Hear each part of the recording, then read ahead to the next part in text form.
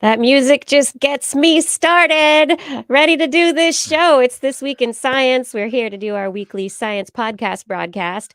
And what you watch and hear over the next 90 minutes, plus or minus some, may not be what is in the podcast because there's editing at times.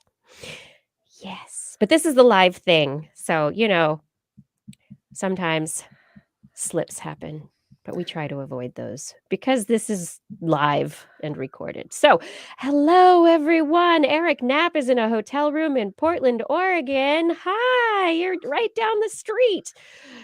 Welcome. Welcome, everyone. Are we ready to start this show, co-hosts?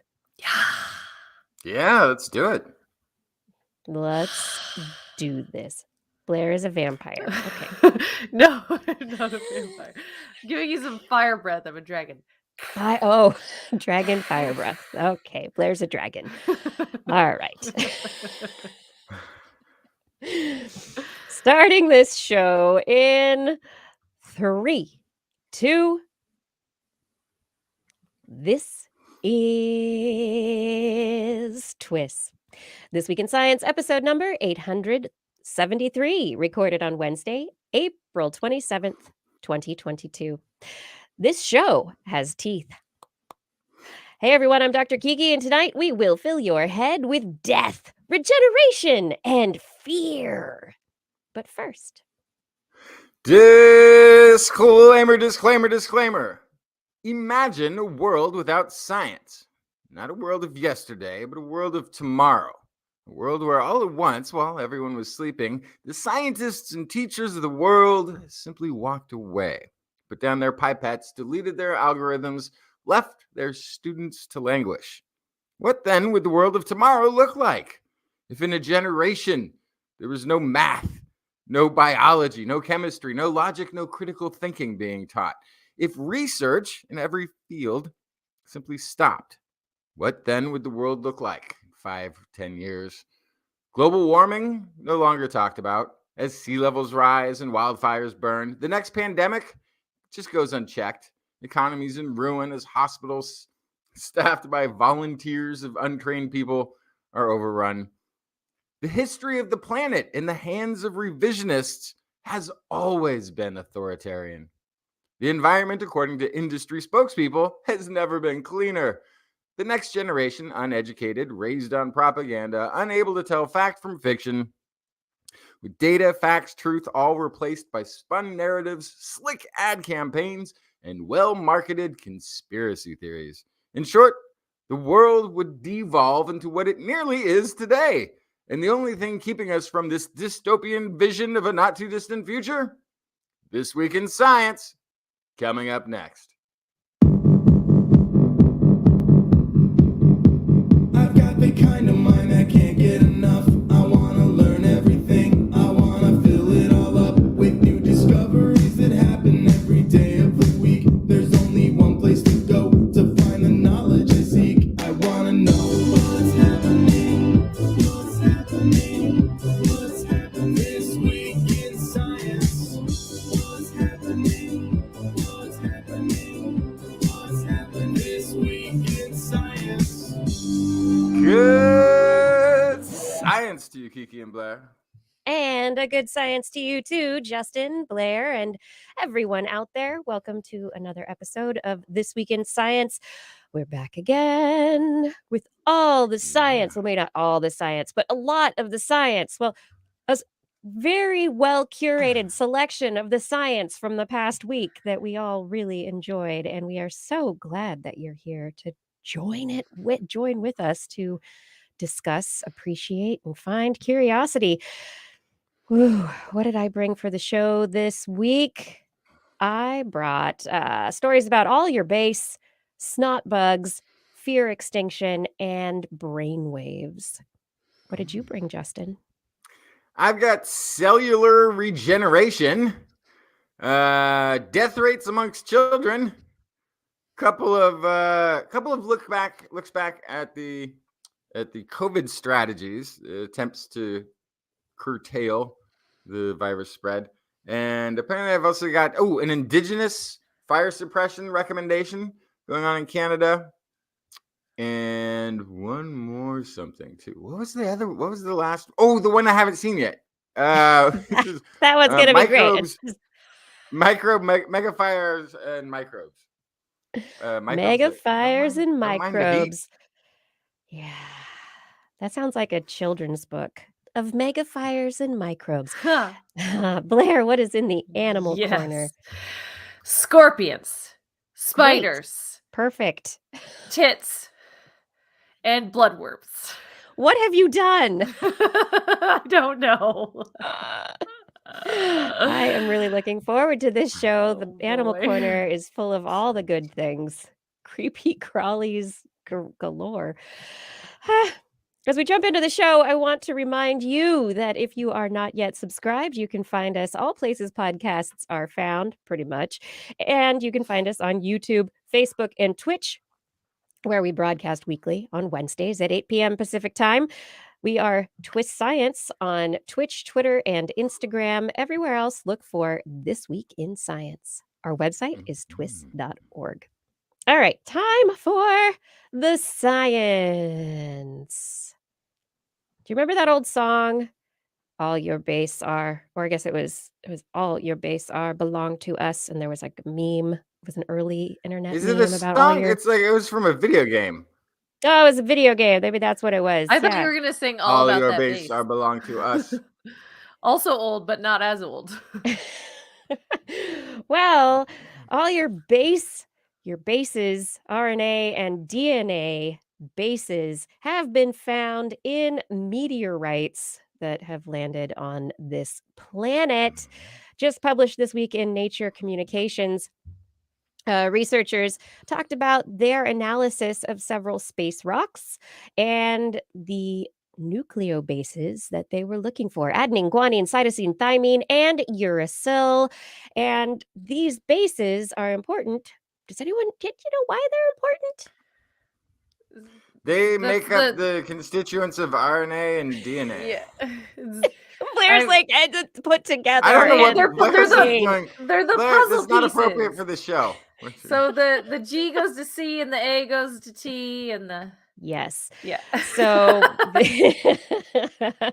these then there's the nucleobases U's that- make up the chains Yeah, of DNA and RNA, and they cross-link with each other to make our chromosomes. And we really would not have life without DNA and RNA. But where did DNA and RNA come from? Did it just start here on Earth in the primordial soup? Well, this result specifically suggests that that's not the case, that all of the starting materials for the amino acids to create the proteins that work for life, all life on Earth, that they exist in space. And they were brought to Earth by meteorites. Brought to Earth. Oh, okay. So I want to That's what it clarify. suggests.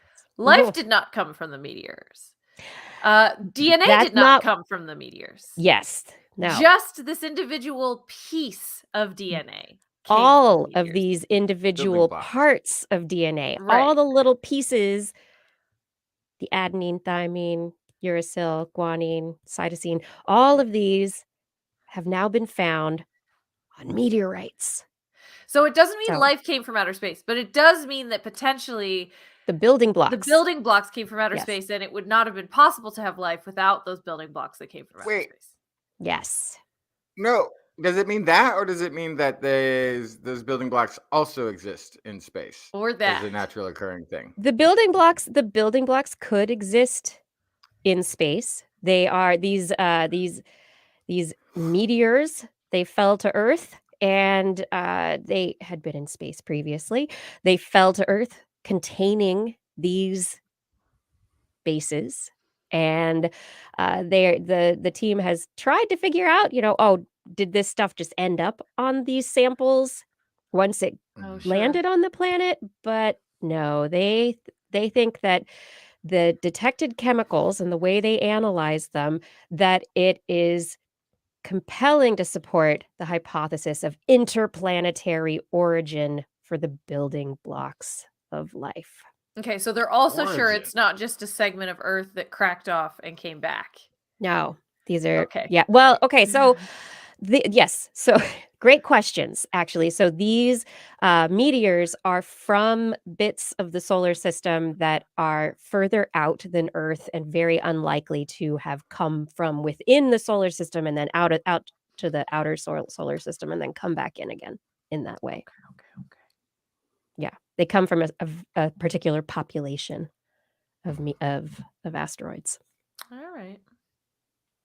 Yeah. So anyway, building blocks of life came from the solar system, could be further out in space, interplanetary in origin. But the big point here is that if that Earth had the right conditions at a certain point to allow all these building blocks to potentially combine and create RNA and DNA and move forward into cells and complex life. And when we say that too, like I always now have in my head that it's not that the conditions were once right. The conditions could still be right now. It's just every niche, as Blair is often, covering every niche of the thing that is totally taking advantage of its biome and its little environment. There's no more room. Earth is full. You can't start from scratch here anymore. There's no startup companies. It's all big block. Except for maybe deep in the Earth's core. I feel like that'd be fine.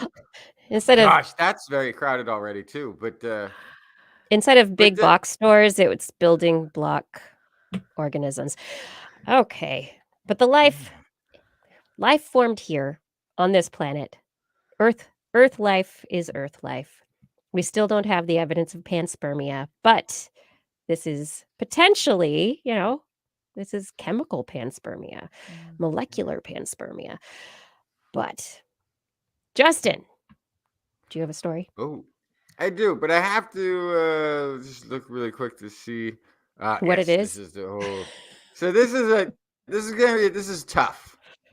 This is a tough story. As it has to do with death rates among children. So just bear with me if you can. So hypothetically, if I were to tell you that sharks are the leading cause of death in children, Blair would immediately react. No, it isn't. Slander. But shark slander the sharks. But yeah, they have it hard enough on their own. Leave them out of this.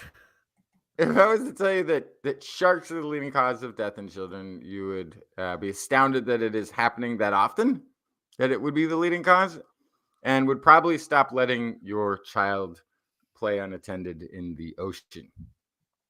If I were to tell you that amusement rides are the leading cause of death in children, not only would you avoid them, but you would probably wonder why they still exist at all, right?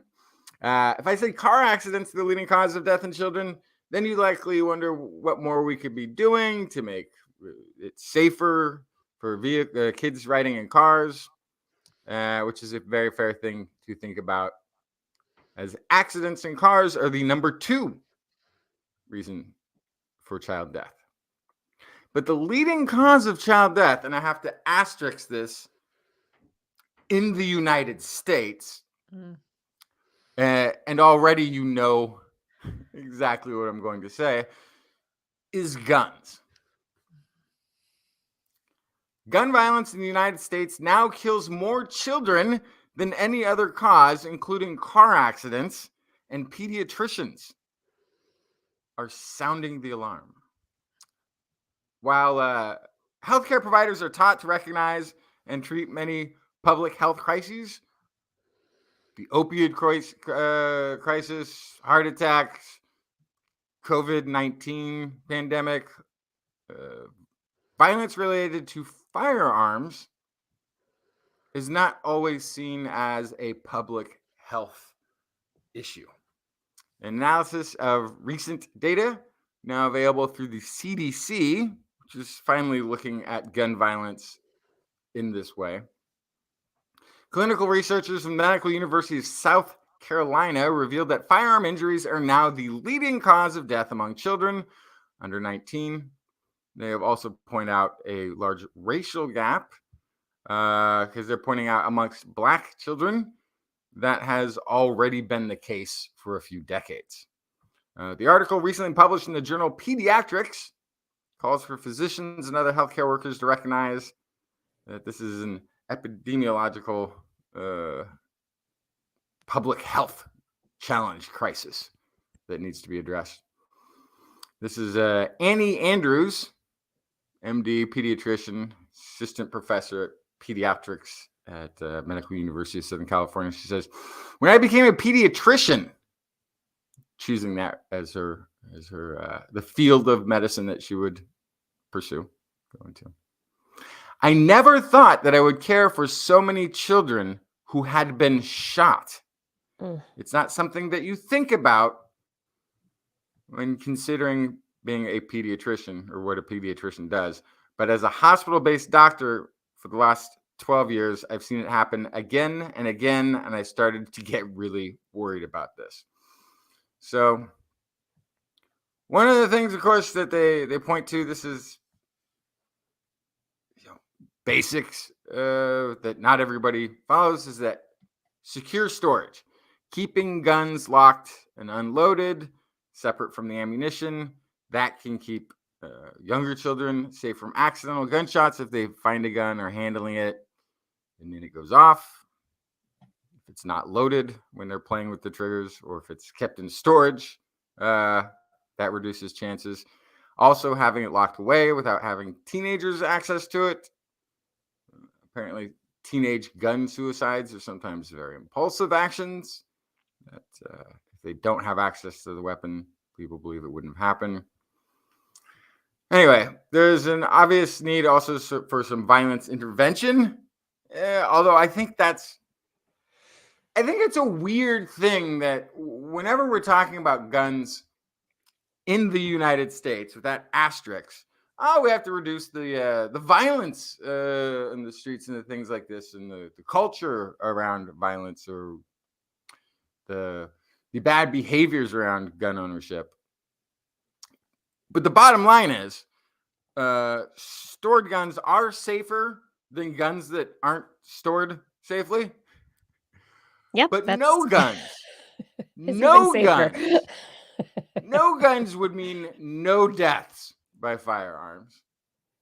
And that's the thing. This is also, it's also a very frustrating thing. We were talking last year, there was a story that was pointing out that amongst domestic violence, most women who are murdered by a gun, it's a gun that was kept in their house.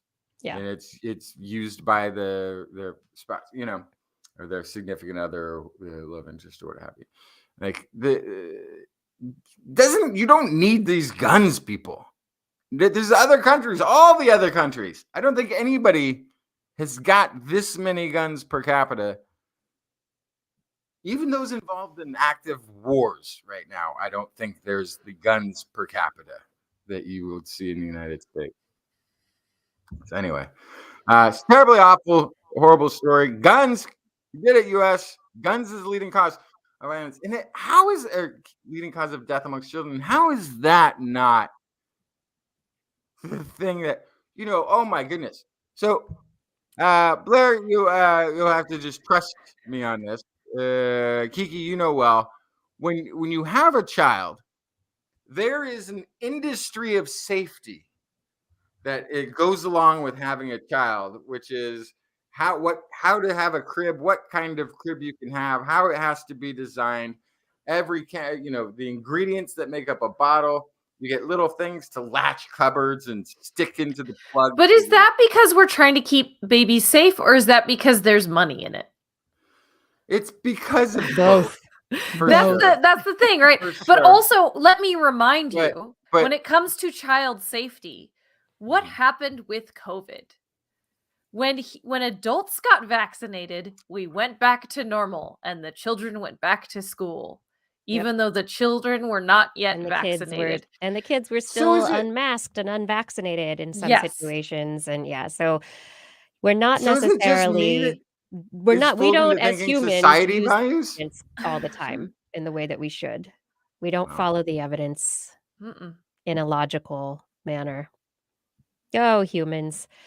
But the more evidence like this pops up, the more there is potentially going to be a push, as there has been, to regulate firearms more in the United States.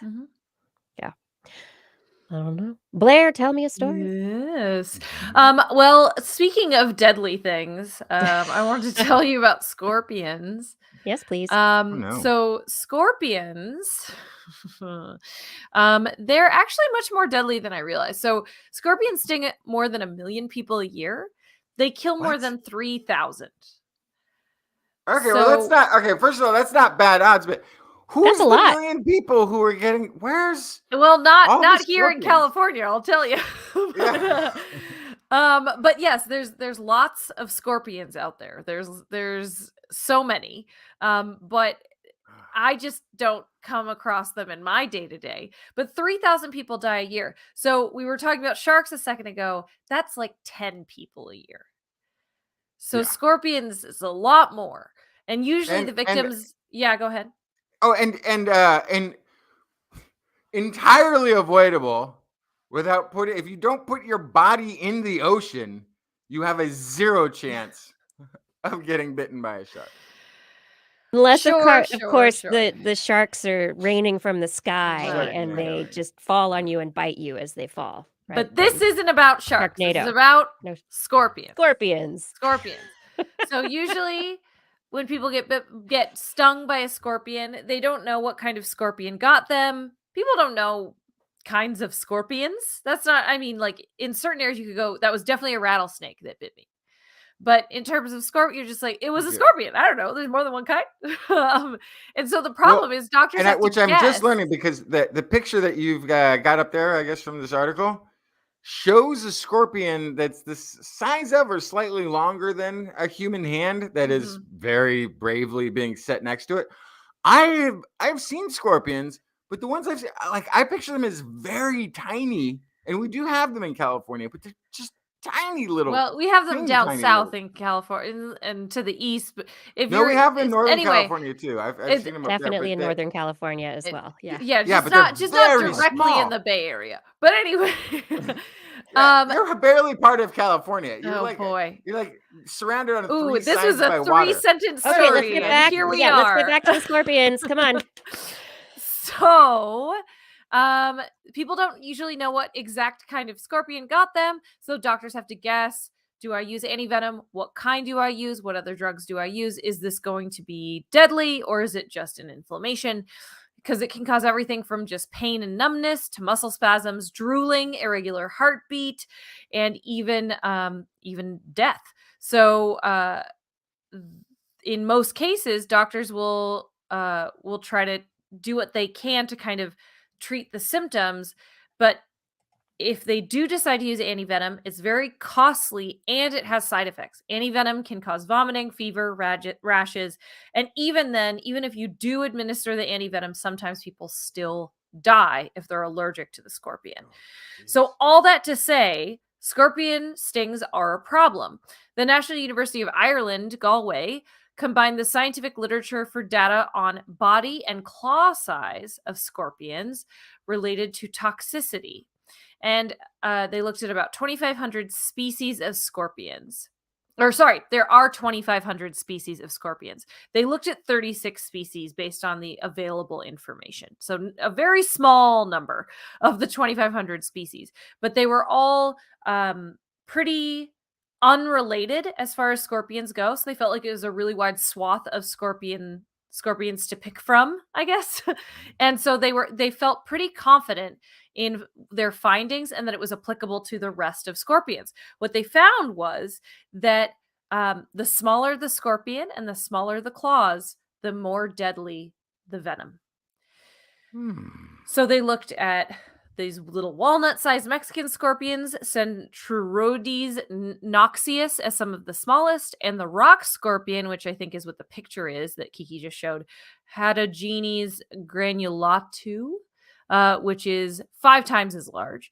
And the rock scorpion, their venom is a mild irritant. That's the big guy. Whereas the venom from the tinier scorpions can straight up send victims into shock. Wow. And similarly, slender. Of course, the exact opposite of what you'd be afraid of. You'd be afraid of the giant scorpion bigger than your hand. And the little cute one, you'd be like, oh, I'll hold this one. And then that's the one, of course, gets you. Right. Well, this is also true for spiders. As a reminder, tarantulas, a lot of their venom glands are so underdeveloped that if you get bit by a tarantula, it might feel like a slight bee sting, but it's not going to hurt you. Black widows, teeny tiny, can kill you. So have you seen, do you have black widows in San are Francisco? Massive. They're not teeny tiny. They're so big. Compared to a tarantula, they are teeny tiny. Yes. Yeah, definitely. They're not little. And then there's the daddy long leg spider, which is nothing really.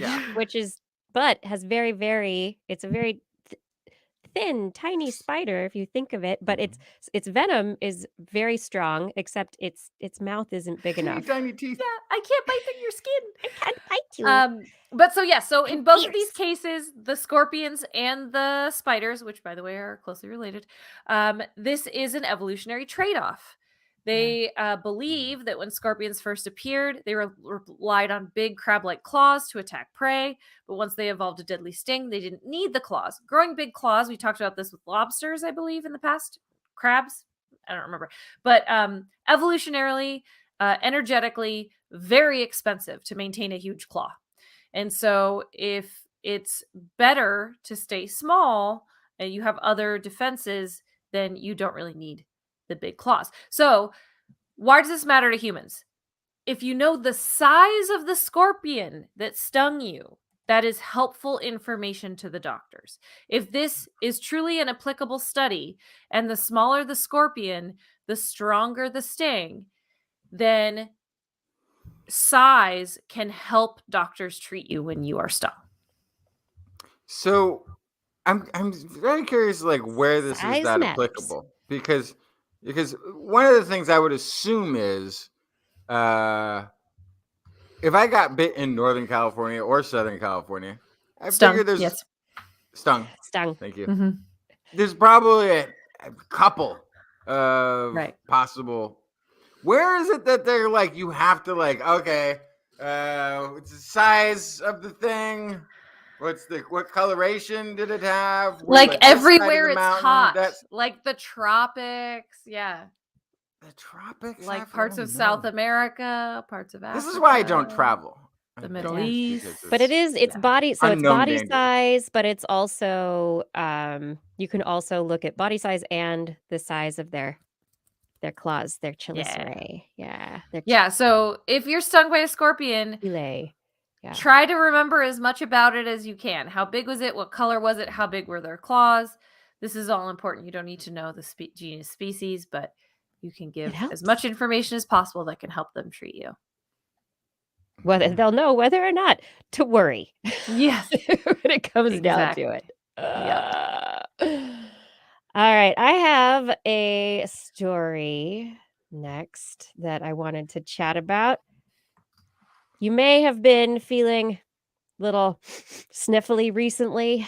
Some people are sniffly because they have caught colds. Other people are sniffly because of allergies. But regardless, this mucus production is a product of the immune system. It's your inflammatory response. It is the mucous membranes, the response of the body trying to get rid of foreign material. Get it out, whether it's a bacteria, a virus, a particle, something that's in the air like pollen. Your body just is like, I am snotting now. And the snot will enclose this thing I don't like and get rid of it. Well, it turns out that there are some bacteria that like to get in your body, your airways, and stimulate snot production with their toxins so that then they can eat your mucus and it makes them happy. Jeez. Snot bacteria and eyelash mites just hanging out at the Blair buffet, huh? That's right. That is right. Yeah, so these bacteria, we've heard of them before. Pseudomonas aeruginosa is an opportunistic pathogen. So opportunistic being it takes opportunity. It's like, oh, I'm in your nose. What do I get to do? Woohoo. And it produces a toxin called LAS-B. And this causes an epithelial response where the epithelium produces a compound called amphiregulin, and that causes type 2 inflammation and mucin or snot production.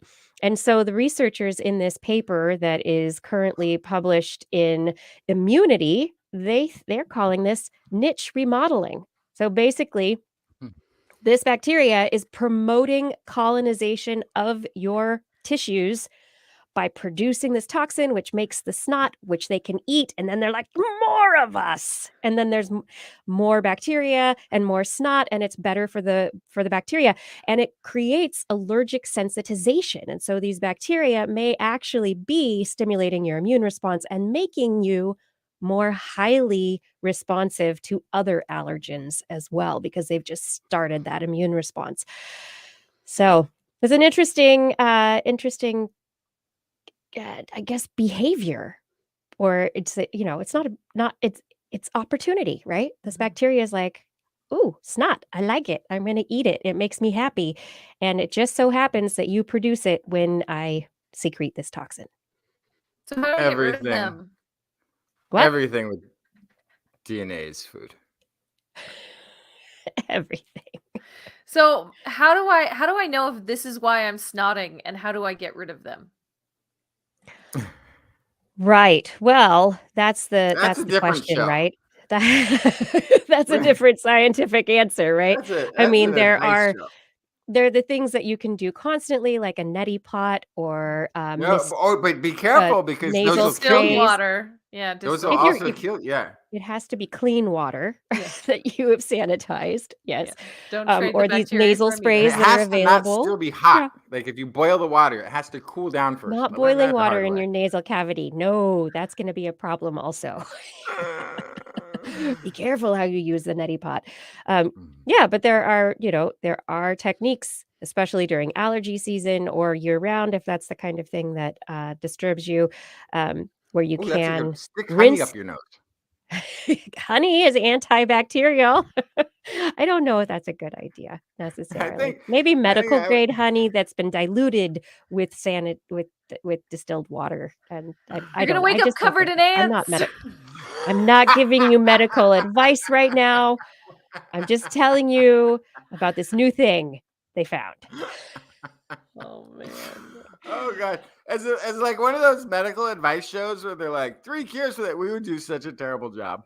We would do an awful job. We just start throwing stuff out there, just spitballing and speculating. Yeah, what if you stuck honey in your nose? I don't know. All right. Well, what if we needed to cure? What if we needed to cure our liver? What should we do then? That's a great question. Ooh, well, or just about anything else if we wanted to stay young forever, as Blair is so gracefully doing so far. We will need our Yamanaka factors. Yamanaka factors are 4, count them 1, 2, 3, 4, cellular reprogramming molecules, which have been shown to slow the aging process and improve muscle tissue regeneration capacity in mice. But these are already known. Salk scientists used these Yamanaka factors to see if they could increase liver size and improve liver function while extending health spans of the mice. The process involves partially converting mature liver cells back to younger states to promote cell growth. Results of this study are published in Cell Reports and reveal that the use of reprogramming molecules can, in fact, improve cell growth and lead to better tissue regeneration in the livers of mice. Quotey voice. We are excited to make strides at repairing cells of damaged livers because someday approaches like this could be extended to replacing the whole organ itself, says one of the authors, Juan Carlos Ispesua Belmonte, professor at Salk's Gene Expression Laboratory, our findings could lead to the development of new therapies for infection, cancer, genetic liver disease, as well as metabolic diseases like non-alcoholic steatohepatitis. So kind of one of the interesting things in this story too is the way they went about this, because people have been trying to use these factors, these molecules, to get generation going on tissues before. One of the problems, though, is it sort of becomes a stimulant for cellular growth. Works great, but it doesn't come with the instructions of regulation. So you can have tumor formation. You can have overgrowth. You can actually create a sort of form of cancer, or at least benign tumors that are cancer-like. So you can get this little bit unrestricted growth. What they did is they managed to find a nice balance there, giving a small amount over, I think, just 1 day's worth of treatment. And this is Tomoaki Hishida, who's associate professor at Wakayama Medical University in Japan, but who was working in on this project as a postdoc. Yamanaka factors are truly a double-edged sword. On the one hand, they have the potential to enhance liver regeneration in damaged tissues, but the downside is that they cause tumors. We were excited to find that our short-term induction protocol has the good effects without the bad: improved regeneration and no cancer. Also in this, they found that there was a gene, TOP2A, that wasn't known before to be involved, a mechanism involved in the reprogramming. And it was highly active immediately after they did the treatment. So it's an enzyme, topoisomerase 2A. It's an enzyme that helps break up and rejoin DNA strands. So they noticed that it was upregulated, so they went and blocked it. They did another experiment where they had blocked that gene, and they saw a 40-fold reduction in cellular reprogramming rates, leading to far fewer younger cells. So not only have they found an application or a protocol to use to stimulate regrowth of these livers that doesn't have the negative effects, they may have found another mechanism that is highly involved on the protein level in doing proper regeneration. But yeah, these are these sort of little steps along the way to science created evolution. Where humans may one day be like, oh, I got to go by the doctor. Oh, what's going on? I got to get my liver regenerated. Right. Well, I mean, our liver is so regenerative as it is. Already, like right? you can have a little tiny bit of liver and it'll like grow back. Our liver is amazing. Yeah. But at the same time, once you really damage it, the hepatitis and other aspects you need liver transplants, and people get those occasionally. This whole thing, though, it's fascinating to me. Like, number one, as this gets developed, what is going to be the trade-off of like how bad off you are for your liver damage before you're allowed to take this regenerative cocktail to regenerate your liver? Or secondarily, now that they have this protein, is this going to be a target that could be like, oh, well, I have a slight dysfunction in my liver because I drink every weekend too much, and now I can just pop a pill after I have too many drinks, and suddenly my liver's healthy. Like, so, I'm just wondering what the real clinical application, or even just over the counter, what are we going to be getting eventually?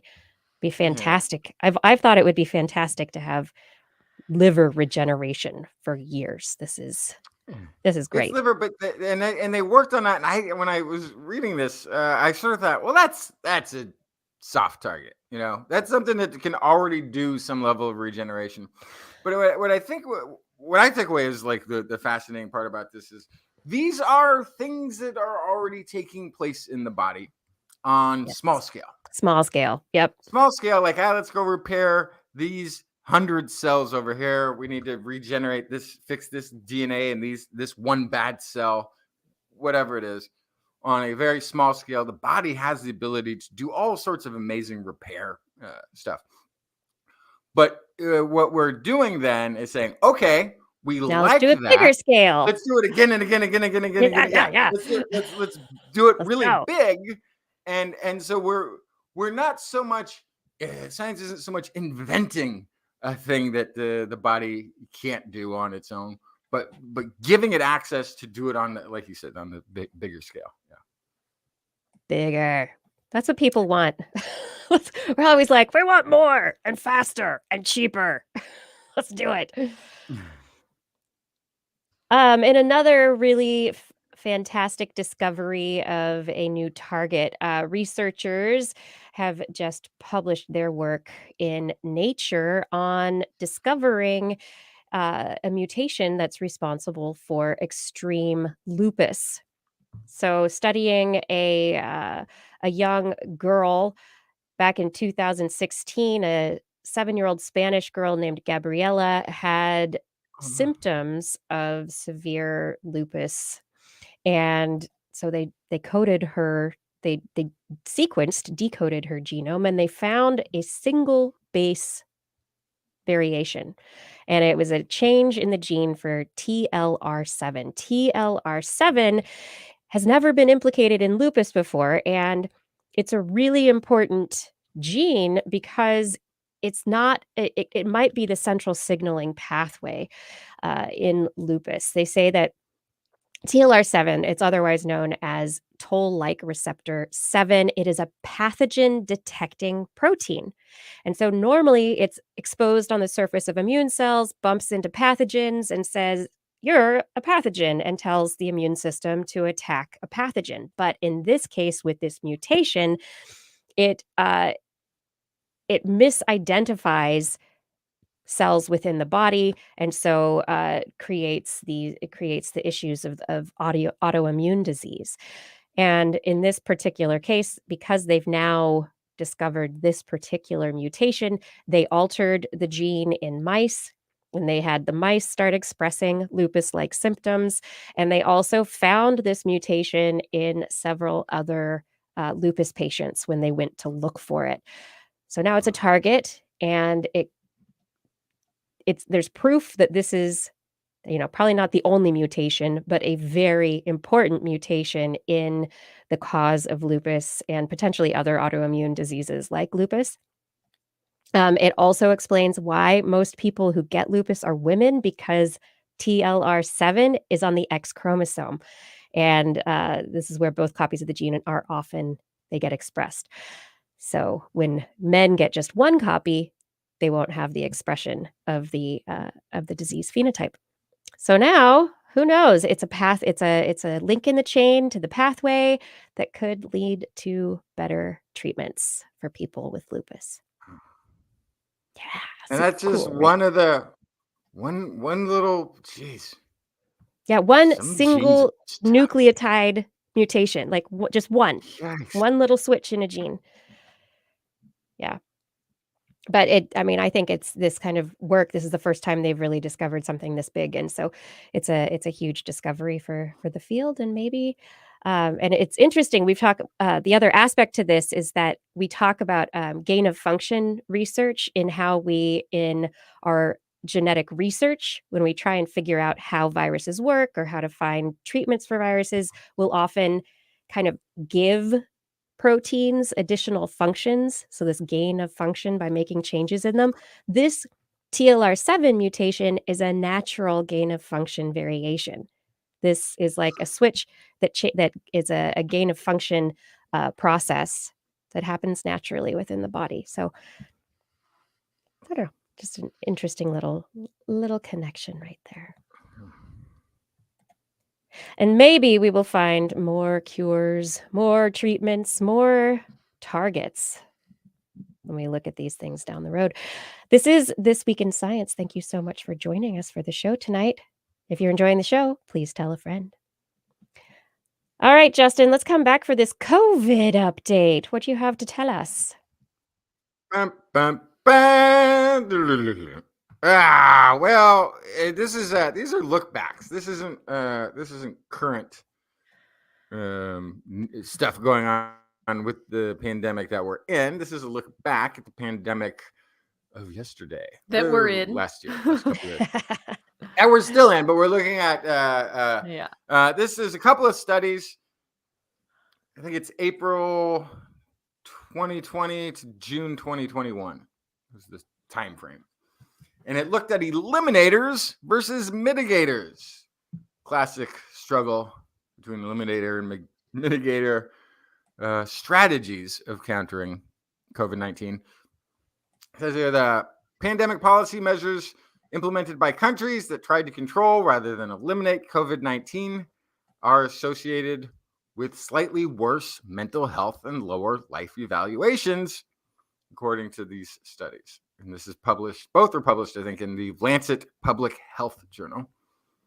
Countries that aim to eliminate community transmission within their borders, those are the eliminators, experienced fewer deaths and equivalent or better mental health trends during the pandemic than countries that aimed to control rather than eliminate the transmission, mitigators. Governments around the world employed diverse strategies, issued a variety of guidelines. So you had to use 15 countries, but also knowing that there's variation in how implementation took place amongst those 15 countries. So some countries really tried to eliminate down to a zero community transmission. Other countries slowed it down we had some lockdowns. There was some workplace, business, school closings, social distancing, wearing of face masks, cancellation of public gatherings and public transport. That was really sort of more of the mitigations, though. Right? So assess how this. They weren't focused on what were just the health outcomes. We wanted to know all of the mental health outcomes of these as much as possible. So countries that were eliminators were Australia, Japan, Singapore, South Korea. Mitigators, Canada, Denmark, Finland, France, Germany, Italy, Netherlands, Norway, Spain, Sweden, and the UK. The US was not part of the study, but definitely would have been in the mitigator camp. Yeah. It's pretty interesting, the findings. Basic findings here. Mental health of people in countries that tried to mitigate the virus transmission were more impacted than people who tried to eliminate. So if you went to a hard lockdown, we're going to get rid of travel, nobody go to work, stay home, we're going to time out. People had better health outcomes, mental health outcomes as a result of that. Because they partly say, because it worked. And people got to go back to more of a life as normal, versus the mitigating countries had such a long drawn out, even though they weren't as restricted. They had to do all this social distancing and elimination of events over time. Everything was just drawn out. I have a theory. Mm-hmm. Perhaps it's specifically that if you were completely locked down, you had no choice. But if you were in the mitigation phase, you had to make your own health decisions every day in everything that you did. And the mental strain of huge that, mental load. It's constant anxiety and stress and guilt the whole time. This is why in 2020, the first half of the lockdown of 2020, I was actually happier with than the second half, because in the first half, you could do anything. And there was no guilt to not doing anything. And there was no guilt to doing what you had to do to get groceries every 2 or 3 weeks. But the second half, you were suddenly allowed to do some things. You're like, has it been long enough since I did the last thing? Is this one safe? Yeah, that's very observant, because the length of lockdown and like everything closures had no impact on mental health reporting. Like, that's what we're all doing. No, like you say, guilting, no decision making, no worry and stress over the different interactions.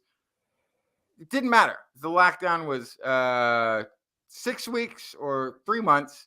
It didn't increase in negative mental health. But the with some exceptions. So there's some interesting outliers in this. Let's see. Let me see if I can find this here. Analysis found that lockdown had a significant, but relatively small adverse mental health effects, while the experience of lockdown slightly lowered mental health scores across the study population.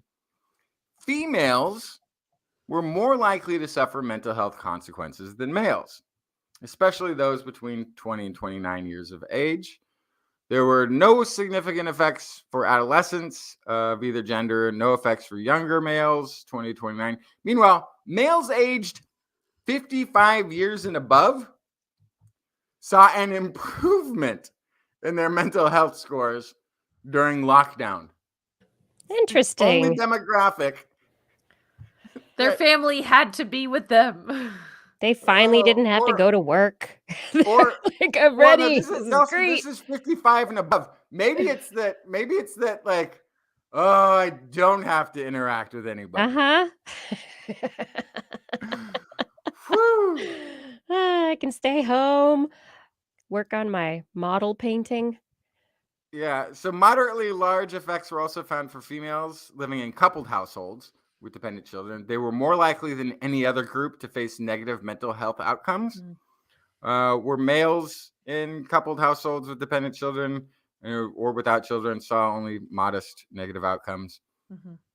So women in that situation having worse mental health outcomes. Interestingly, again, there was no negative effect of lockdown found amongst single mothers. Which, what does that tell you? Women are stressed out by their partners. No. They were already doing it all, I think, is probably what that meant. And they suddenly couldn't go to work, right? So you actually got to see your child. If you're a single mother, you're probably going to work at least 40 hours a week. Yeah. Or maybe you're a single mother and you're now in lockdown. You've decided to go be in lockdown with a family, with your whole family, and you're not going to work, and so you've got help with your child. Everybody's taking responsibility. There are also so many interesting aspects here.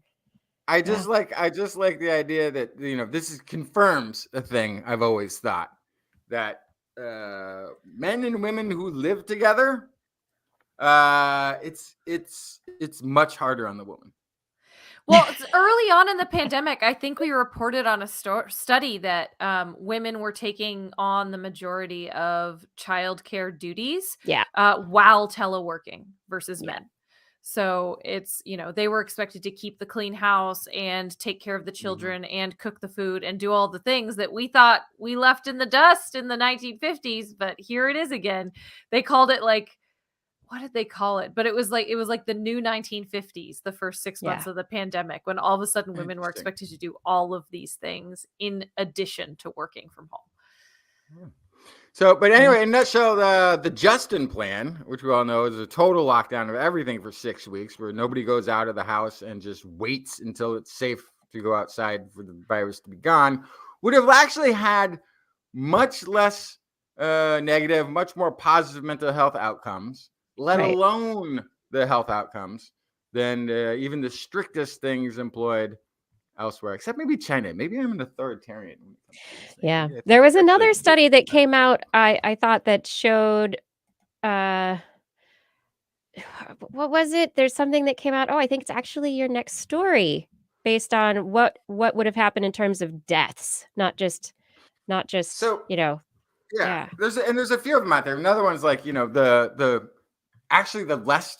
less restrictive, the ones that like the one that's the mitigator one actually created more governmental distrust in countries than the ones that were like, oh, we're going to lock down and wait till it goes past. And then the the one you're talking about, they sort of looked at a third strategy. It's not really the mitigator strategy. It is a mitigation strategy, I guess. It is, but yeah. It's a very specific one where this idea that you could just focus on the most vulnerable in society, the elderly, the already sick, and isolate them in society, and let everybody else continue to intermingle, live our lives, live our lives, and get that herd immunity. And basically, they just did a bunch of modeling. They used, I think, London as the example, but they made it a population of 1 million in their modeling, and they ran all these scenarios.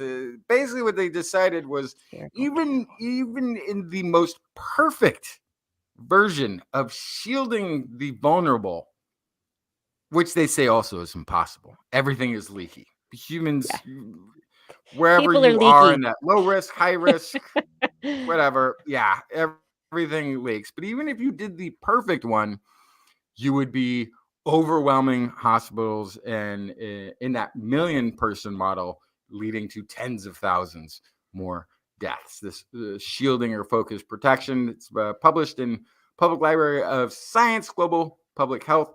This is University of Bath study.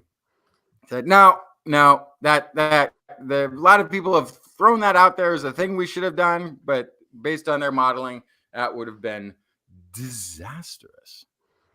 And some countries did try to do that, and they did have very high death rates. And if we had used those, there were a couple of studies early on in the pandemic that were proactively trying to figure out what the best the best response to the pandemic would be in various countries, and they predicted all sorts of deaths and economic losses as a result of not locking down and not doing as much mitigation as possible. And so I feel like we've surpassed them all. Yeah, we've surpassed all. Oh, good job, everybody. Yeah. But as we move forward, we've got vaccines now, and we have all sorts of other treatments. And it turns out that there is a new mRNA vaccine potentially on the block. A vaccine company, Arcturus Therapeutics of San Diego, did a placebo-controlled trial of its candidate mRNA vaccine in more than 17,000 participants in Vietnam. It reported that the vaccine had 55% efficacy against symptomatic COVID-19 and 95% efficacy against severe illness and death. So was working on the same level as the other mRNA vaccines, basically at the same level of efficacy. That does not sound as efficacious against Delta and Omicron. Yeah, because of the newer variant, and that's what it was up against. The interesting thing about this mRNA vaccine, though, is that it's not exactly like the others in that it is self-amplifying. So this particular formulation is different from Moderna's and Pfizer-BioNTech's vaccines. Those have mRNA that codes for the SARS-CoV-2 spike protein, and then it gets into the cells and uses the cellular machinery to create the antibodies to the spike protein. So this happens also with this self-amplifying mRNA, but the self-amplifying mRNA has a little bit of code in it that says, we're going to copy ourselves. And so once it gets into the cell, its little particles open up and its copying instructions start copying. And so it superpowers the amount of mRNA that ends up in your cells so that the mRNA lasts longer, so that your body has a longer amount of time to create antibodies. So number one, you can have a lower dose vaccine. So each shot is a lower dose. Secondarily, their formulation is freeze-dried and can be stored at room temperature. So you don't need to have the special refrigeration to enable transport of this vaccine. So there's still a lot of questions, and it has to go through. That's very important. You can't trust refrigeration. Well, plus when somebody asks you which vaccine you got, you get to say Arcturus. Arcturus, the bear. So I'm still confused. Maybe I've been overly optimistic about my interpretation of numbers of efficacy and things. I thought the mRNA vaccines that we had now were like 90% is effective against severe disease and death. Just from that, just you could still 50-50 chance of getting it, even with the yes. Gosh, well, think about yes. I heard on NPR this morning that 60% of the entire US has gotten COVID. 60%.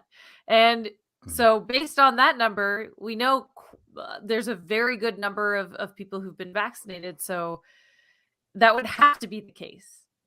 Yeah. I'd hope so. Yeah. But I just figured that was like being vaccinated. random. Yeah, being vaccinated is the thing that will give you better protection against future variants of the virus. Being just infected without being vaccinated, you have a higher probability of getting really sick and dying, and then also getting sick again because you're not going to be as protected against future variants potentially. Omicron. Yeah, future Omicrons. Omicrons and their babies, the baby Omicrons. And then finally, there's a retraction that we should all be aware of. Earlier in the pandemic, it was highly reported, this paper, that high doses of vitamin D are beneficial to people with COVID-19. It was published in Scientific Reports. It has been retracted now as researchers reported that patients were not appropriately randomized, and so the differences in the outcomes couldn't be attributed to vitamin D therapy after all. So back to the drawing board on that one, but it was a highly cited paper. I'm very tempted to say like, yeah, that didn't make sense. I didn't believe that in the beginning, but then there was somebody who could probably play me. I'm like, this is great news. Vitamin D is. I don't remember what my take on it was at first, but when I heard of this one, I'm like, yeah, I don't know who this vitamin D industry. Like, there's got to be somebody. I don't even know how you get vitamin D, the industrial, like when you're getting supplements or when they've added put it into the milk, or where this comes from exactly. There's got to be some big money in that, because I feel like there's always a study in the peripheral saying how wonderful vitamin D is. It's like more, you hear about it more than the other vitamins. So I kind of feel like there might be an industry push to make people take vitamin D. I don't know how much. I don't know. I have no idea how much money is in the vitamin D supplement. And, I mean, supplements are money, but very whatever. Little sunlight getting in. This is This Week in Science. We hope that we are a ray of sunshine, a ray of science sunshine into your curious world. If you do enjoy the show, please head over to twis.org and click on our Patreon link and help produce the show. We rely on your donations to keep the show going week after week, keep the equipment up, and keep our connections through the interwebs and all these things. So very appreciate your support. $10 and more per month, not even per week, per month. And we will thank you by name at the end of the show. Thank you for your support. We really can't do this without you. Okay, it is time. If Blair's internet's working after, all these days and weeks. No, it's time for Blair's Animal Corner. Da-da-da, with Blair. Maybe I can open the music. She loves our creatures, great and small. Biped, millipede, no pet at all. If you want to hear about animals, she's your girl. Except for giant pandas and squirrels.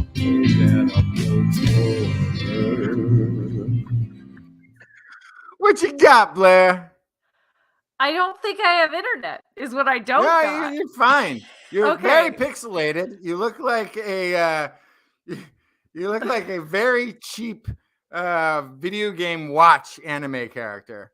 at the moment. In a strange twist of fate, I think I had to turn my Wi-Fi on to make my internet work, even though I am hardwired. But regardless, we're gonna try to get. Always turn off your video and then just go with audio, and maybe it'll work. I might do that just so you can hear me. Okay, is that better? Sure. Oh, hold on. I'm gonna turn the Wi-Fi back off. All right. I am hardwired. Everyone live show. Woohoo, internet. Okay. Solar flare. So I want to talk to you about catapulting spiders. Okay. I'm very excited about it, and I'm very sad that you can't see my face because I'm very, very excited about it. But so these are Philopanella prominens, hackled orb weavers. And they, like many orb weavers, well, if depending on if you're a male or female, have a very interesting methodology to mating. So the females like to try to eat the males afterwards. The males want to survive. But they still have to mate because, that's how you win life, is by spreading your genes. So it's a tough thing. How do you do that without getting eaten?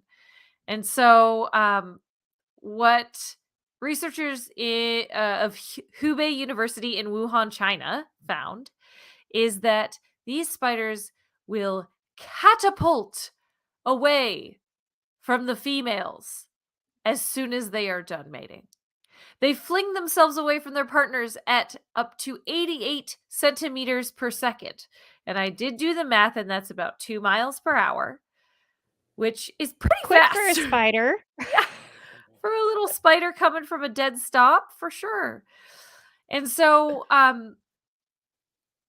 what they found, looking at 300 individuals, 155 individuals, successful matings. So actually it's about 310 individuals in 155 couples. They all of the males that survived catapulted away to do so. All the 3 males that didn't, they were all eaten. And then to test the study, they prevented 30 of them from catapulting away. I don't know how. And all 30 were eaten. So that catapulting was essential to surviving reproduction. Oh my gosh. So there's the catapulting, you could also say maybe slingshotting themselves, just getting away as quickly as possible. Yes. They accelerated an average about 200 meters per second squared. And as they soared through the air, they spun at 175 times per second. How many again? 175 times per second. Yeah, and so what they found was that they achieved this by folding their tibia metatarsus joint against the female, and when released, the way that spider legs actually hydraulic pressure. So the hydraulic pressure, rapid expansion, the kind of. Oh, you're breaking up. Because since they don't have bones inside or muscles, it's all pressure-based stuff. Right. So it's hydraulics. Yeah. So and this is these oh God, what are they called? Hackled orb weavers. They actually live. The reason I said 300 before is they live in groups of up to 300 individuals in a web complex, and so there's a lot of kind of negotiating and interconnected social situations that happen in these spiders. They are social spiders. And so beyond that, it could also count as a sort of quality control for females. They don't know this yet. This is something they want to study next. But is this a way the females are going, oh, you didn't get away from me fast enough. I'm not going to use your sperm. I'm going to go mate with somebody else. So it could be an extra selection technique from the females as well. Or the females just want to eat because they just expended a bunch of energy mating and they want a good energy boost for the babies. I don't know. Could be either. The females definitely want an energy boost for the babies. I mean, that's going to be important for, nutrients to support the eggs and to make sure that they have a chance at survival. I mean, I thought that was part of why they want to eat the males to begin with. Give me my nourishment for my babies. That's right. And I know also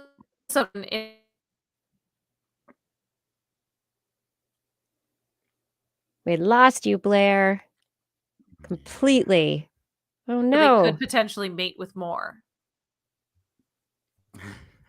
The females could mate with more. Yeah. The selective nature of the internet connection. I don't get it. I pay for extra fancy fast internet. I don't get it. Yeah, but you know. It's the tubes are full of spiders. That's the problem. The spiders, they don't have enough catapulting males, obviously.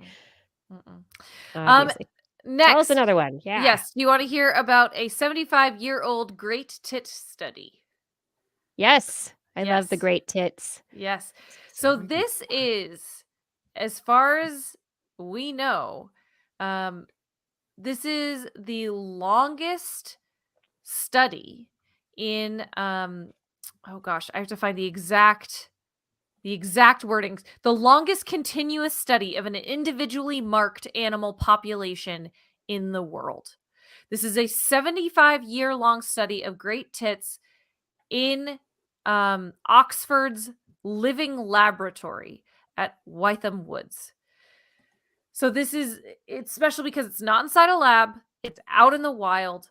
They've been able to very specifically study these great tits, individually marking the animals.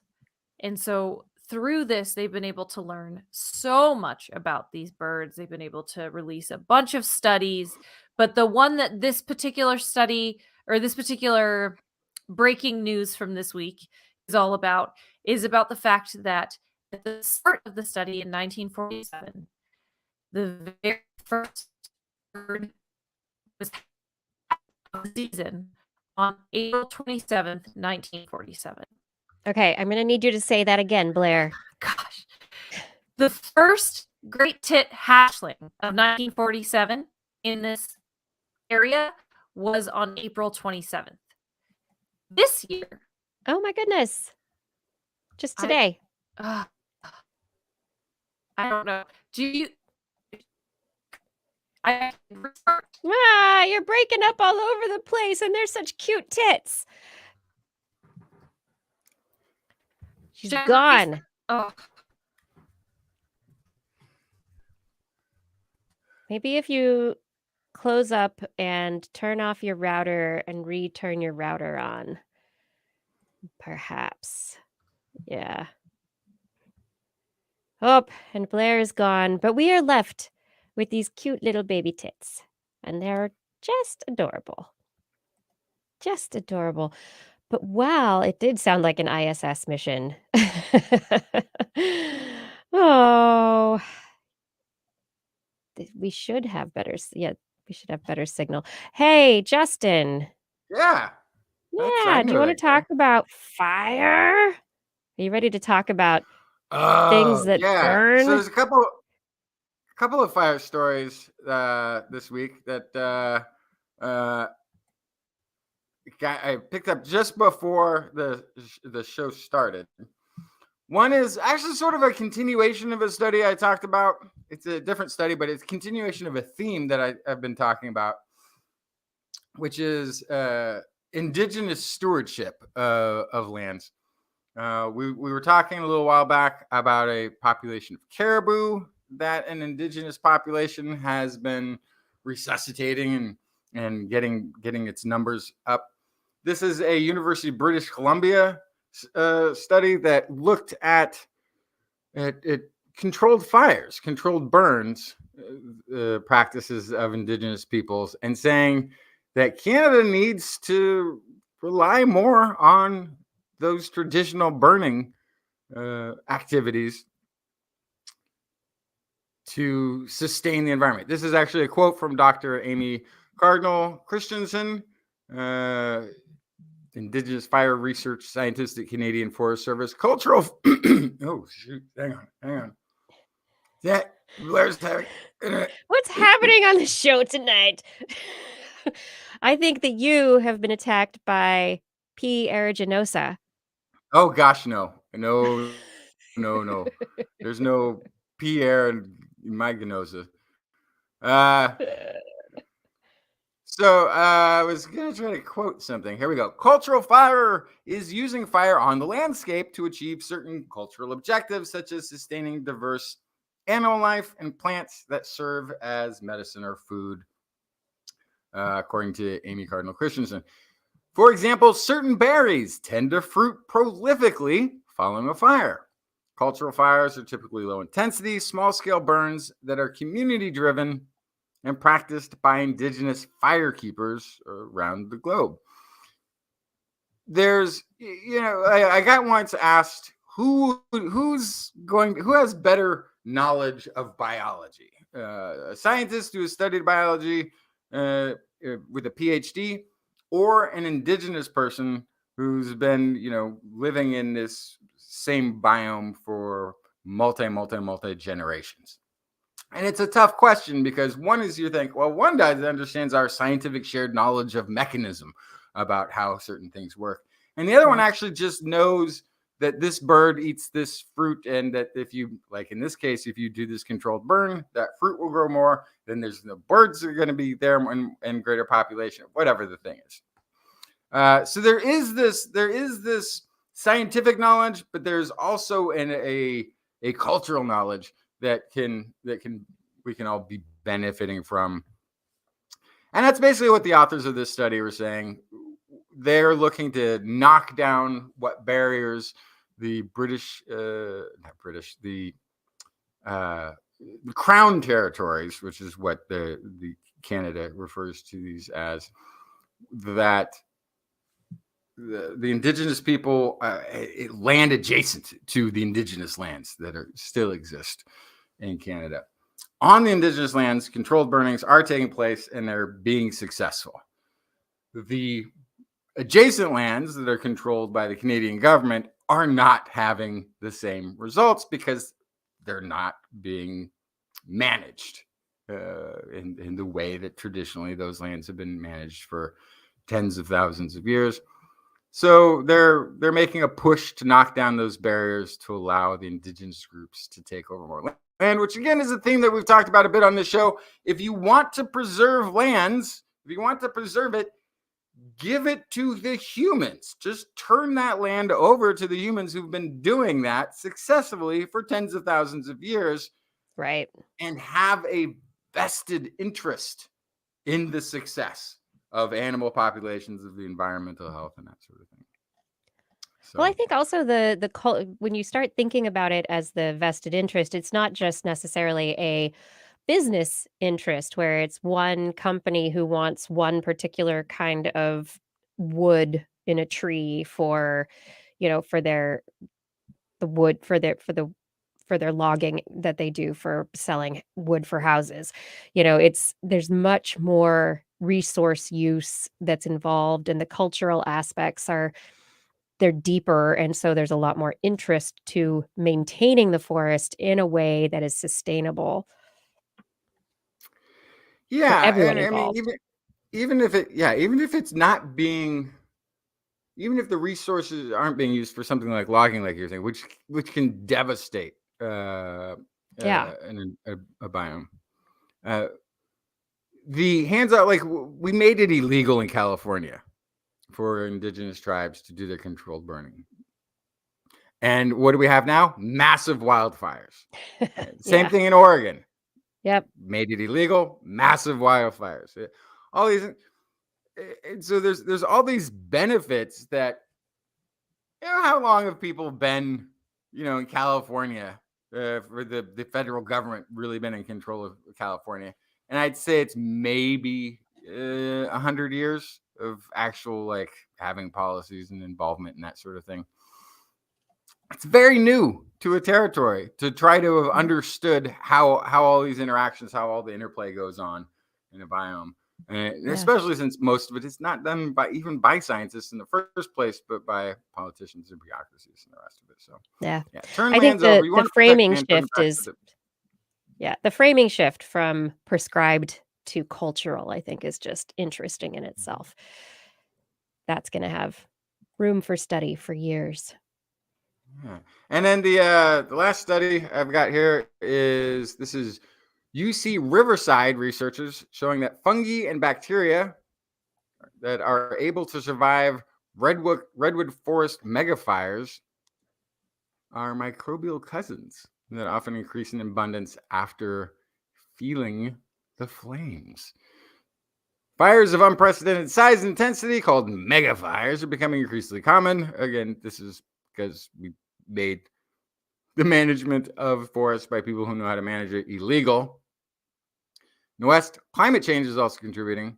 Rising temperatures, earlier snowmelts, extended dry season, when the forests are then most vulnerable for the burning.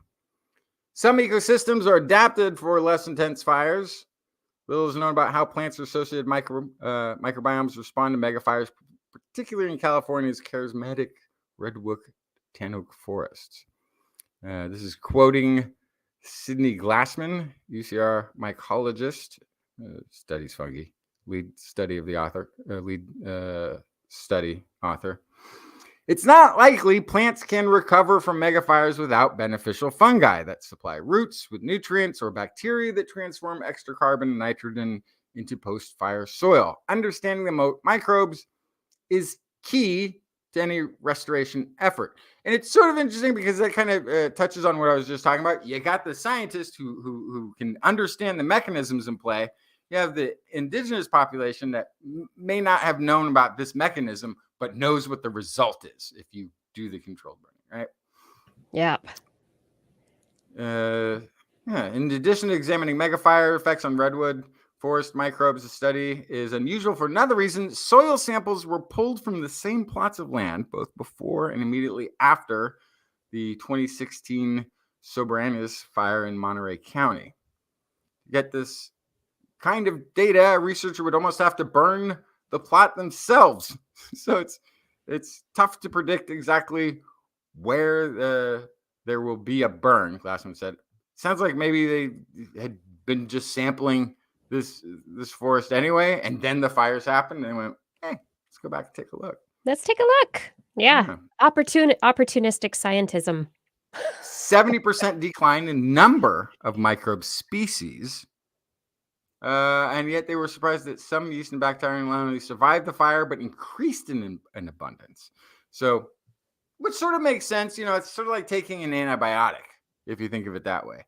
It knocks out almost everything. But if anything isn't getting knocked out, it now has no competition. It now has nothing preying on it or fighting with it or competing with it for those resources. And it can sort of blossom. But yeah. So massive increase in a fungal category for heat-resistant Basidioscus yeast, which is able to degrade different compounds of wood. This is part of the life cycle of the forest is to have these fires. And of course, as we've also learned over these years, there are microbes and fungi in the soil that are beneficial to the growth of plants. One of those things, I think it's a long time ago, we talked about soil microbiomes in the frame of invasive plants, ones that start to take over, aren't just invading like the plant is very prolific and it keeps growing places, but it's actually the bacterial, the microbiome of that soil that is spreading, that is then allowing the plant to take over from a native species. Yeah, so after a fire, a big mega fire, you've got these species that they're like, that was great. And then they start making the soil better for the plants, to the first plants, the primary ones, which come in, which are basically invasive. The ones that come in first after a fire are like the quick growing, they're able to take over. Oh, that's... And this isn't in the study, but it's something that it was a research I'd read some time ago about native plants in California. They're more fire resistant than most plants. The flowers, like California wildflowers, are more resistant to fire and heat than most. So California has been a fire state going back. It's not completely a new thing. Yeah. These mega fires aren't just a global warming thing. This is also just the way that California has always been. Yeah. But it's good to understand this succession, how it works, and like you said, the microbiome aspect of it, how that actually works. We've got a Blair back. So hey, you want to go back to your great story? Yeah, we can hop back into the animal corner for a second here. So I was just starting to tell you about the longest continuous study of an individually marked animal population in the world. Yes. And so that was the Great Tit in University of Oxford's Living Laboratory at Wytham Woods. So the sentence I tried to say over and over again is when the study started in 1947, the first egg hatched on April 27th. This year, in 2022, 75 years later, the first Great Tit egg hatched March 28th. So it's a whole month earlier. Yeah, we've talked before about birds being, a week or 2 weeks different as a result of climate changes and temperature differences, but a month. That's a lot. Yeah. And I'm sorry, I said the wrong word. Not hatched, counted. The first egg was counted. So the first egg was laid-ish based on their daily checks, right? So it's still very important. Yes. So Blair. Yes. What would be the implications? Why should we be concerned? Aren't that the egg shows up a month early? Right. So, good question. Hopefully, I thought it was. That's why I asked it. I try to only ask the good questions. I try to leave the bad questions off the table and bring only the. I'm stalling in case you needed it, but no, she doesn't need it. I'm just waiting to speak. So hopefully this study will continue for another 75 years, and we can figure out exactly what the impacts are. Now, what we do know about great tits from the last 75 years of the study is that the timing of when they lay their eggs is influenced by many things. Climate, the big one, social interactions, health and behavior of trees. And so all these things together relate to the timing of when they lay their eggs. Now, if the climate tells them one thing and the tree is telling them something else, this could be deadly. If the climate is telling them one thing and the other tits are acting differently, that could be a problem.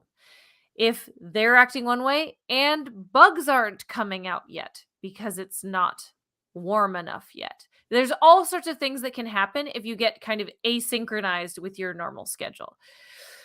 The tits were the perfect subject for this long-term study because they take well to nest boxes. They breed at high density, so you don't have to walk all over the place checking on your birds.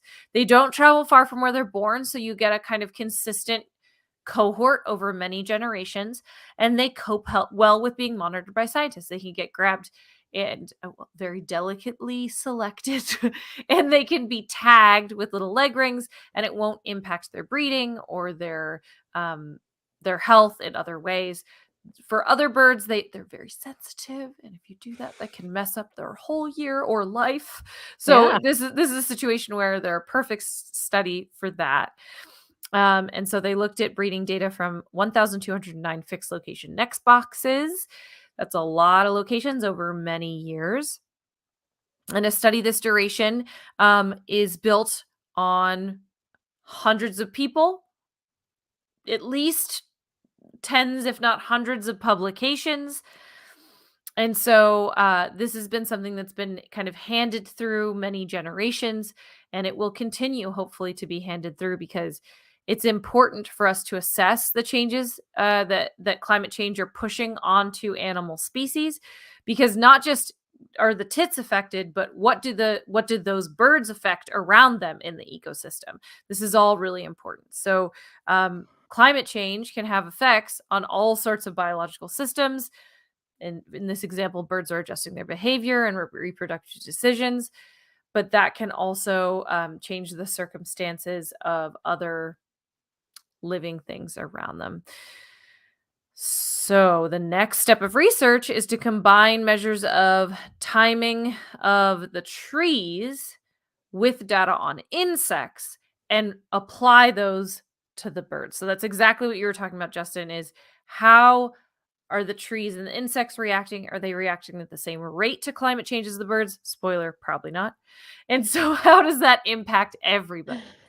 But a whole month, can you imagine a whole month difference? That's huge. It's massive. And I question whether or not they are on track with the insects and the plants and the other things. It's hard to imagine that they and other species are keeping synchronized. Things are probably becoming unsynchronized as we move forward. Yeah, and that would be the fear, right? Yeah. But I think that then there is some I think there's some logic in the way that world exists, and the way that the things within the nature tag the climate for their interactions, tagging the climate for when the tree is going to blossom, tagging climate for temperatures being when insects will breed, or when the birds will start laying eggs. If they're synchronizing to the same touchstone, if they're synchronizing to the same North Star of climate, then we should be okay. Right, but the problem is how adaptable and how flexible are those timelines? Yeah, how quickly? That's the problem. How quickly that takes place? And different and the touchstone organisms can respond differently. Yeah, which maybe they're all responding to climate change and the changes that are happening, but maybe they are responding at different rates. Maybe they are responding differently, and so you're going to see. It's not going to match up. It's not going to be this beautiful everything stepping in time. It's going to be messy because that's biology, and this is not it's not a terrarium that you're fixing and making it work. It's in the case of it's the terrarium I left in the hot window in the kitchen on a summer day. Except that I would imagine that there is enough of a rogue winter that goes longer than it normally does, that it's not going to, I guess, I don't think you can see a 1 year collapse of a no, it's multi-year because of the trends, and that's what we're seeing is that over years and years, 75 years, you have boosts in populations, you have reductions in populations, but over time, because of the change, you're seeing species not able to keep up with the rapidity of the change in climate, and that's the problem. Is that climate is changing too quickly. It's the thing that I often think about is when randomly you get a hot spell in January and then a bunch of trees flower all at once and release pollen in January, like it's April, you go, was that your whole shot for the year? Hope not, because you're in trouble then. Yeah, or it's we just had a bunch of snow, very late snow here in the Pacific Northwest, and it froze a whole bunch of cherry blossoms, plants that had started their whole spring thing. They got it because it was spring and they were ready to go, and then the late winter hit. But I wanted to add that the last thing for this is that as the climate is changing very quickly, the climate doesn't care about species in particular. And so some species are going to adapt and do great, and they're generalists, and they're going to find new food sources, and maybe they'll even do better. but other species are not, and they're gonna just be like Blair said earlier, I can't handle it, and they're gonna die. And that is how it marches forward. And that will have huge impacts on other animals, plants, biomes, and The humans, web. depending. So it's What about bloodworms? Oh yes, let's talk about bloodworms. Yeah. Did you know that bloodworms have fang-like jaws made of protein, melanin, and copper? No, I wasn't really aware of bloodworms either. Copper So this is a whole thing. fangs. Copper fangs. The concentration of copper in their jaws is not found elsewhere in the animal kingdom. So people should be stealing copper from them instead of the copper wiring converters and things. Yeah. So it's yes. So the confusion here, and the thing that scientists have had a really hard time figuring out, is where do they get this copper from? How do they synthesize it? How do they turn it into teeth? Like, it's just nothing that there is a precedent for in the animal kingdom. I'm just really concerned about worms with these sharp teeth. I mean, it's like a toothed sandworm, except it's after blood. I like the idea that the first to reach copper technology on the planet is a bloodworm. Yes. So bloodworms, they only make their jaws once in their life. It's not like they lose teeth over time or anything like that. They need to be strong and tough enough to last for their entire lifetime, which is 5 years. They bite prey. They puncture straight through an exoskeleton sometimes, and they inject venom that paralyzes their victims. They have venom and copper fangs? Yes. Wow. Yes. The co-author of this study, Herbert Waite, said, quote, "They are very disagreeable worms, and that they are ill-tempered and easily provoked." This is from cranky worms with teeth and venom. Oh, it's getting better and better. Yes, this is from UC Santa Barbara. And Herbert Waite continues to say, when they encounter another worm, they usually fight using their copper jaws as weapons. So what they found was that they are actually pulling copper from marine sediments to form their jaws. They begin with a protein precursor, which recruits copper to concentrate itself into a viscous protein-rich liquid that is high in copper, and phase separates from water.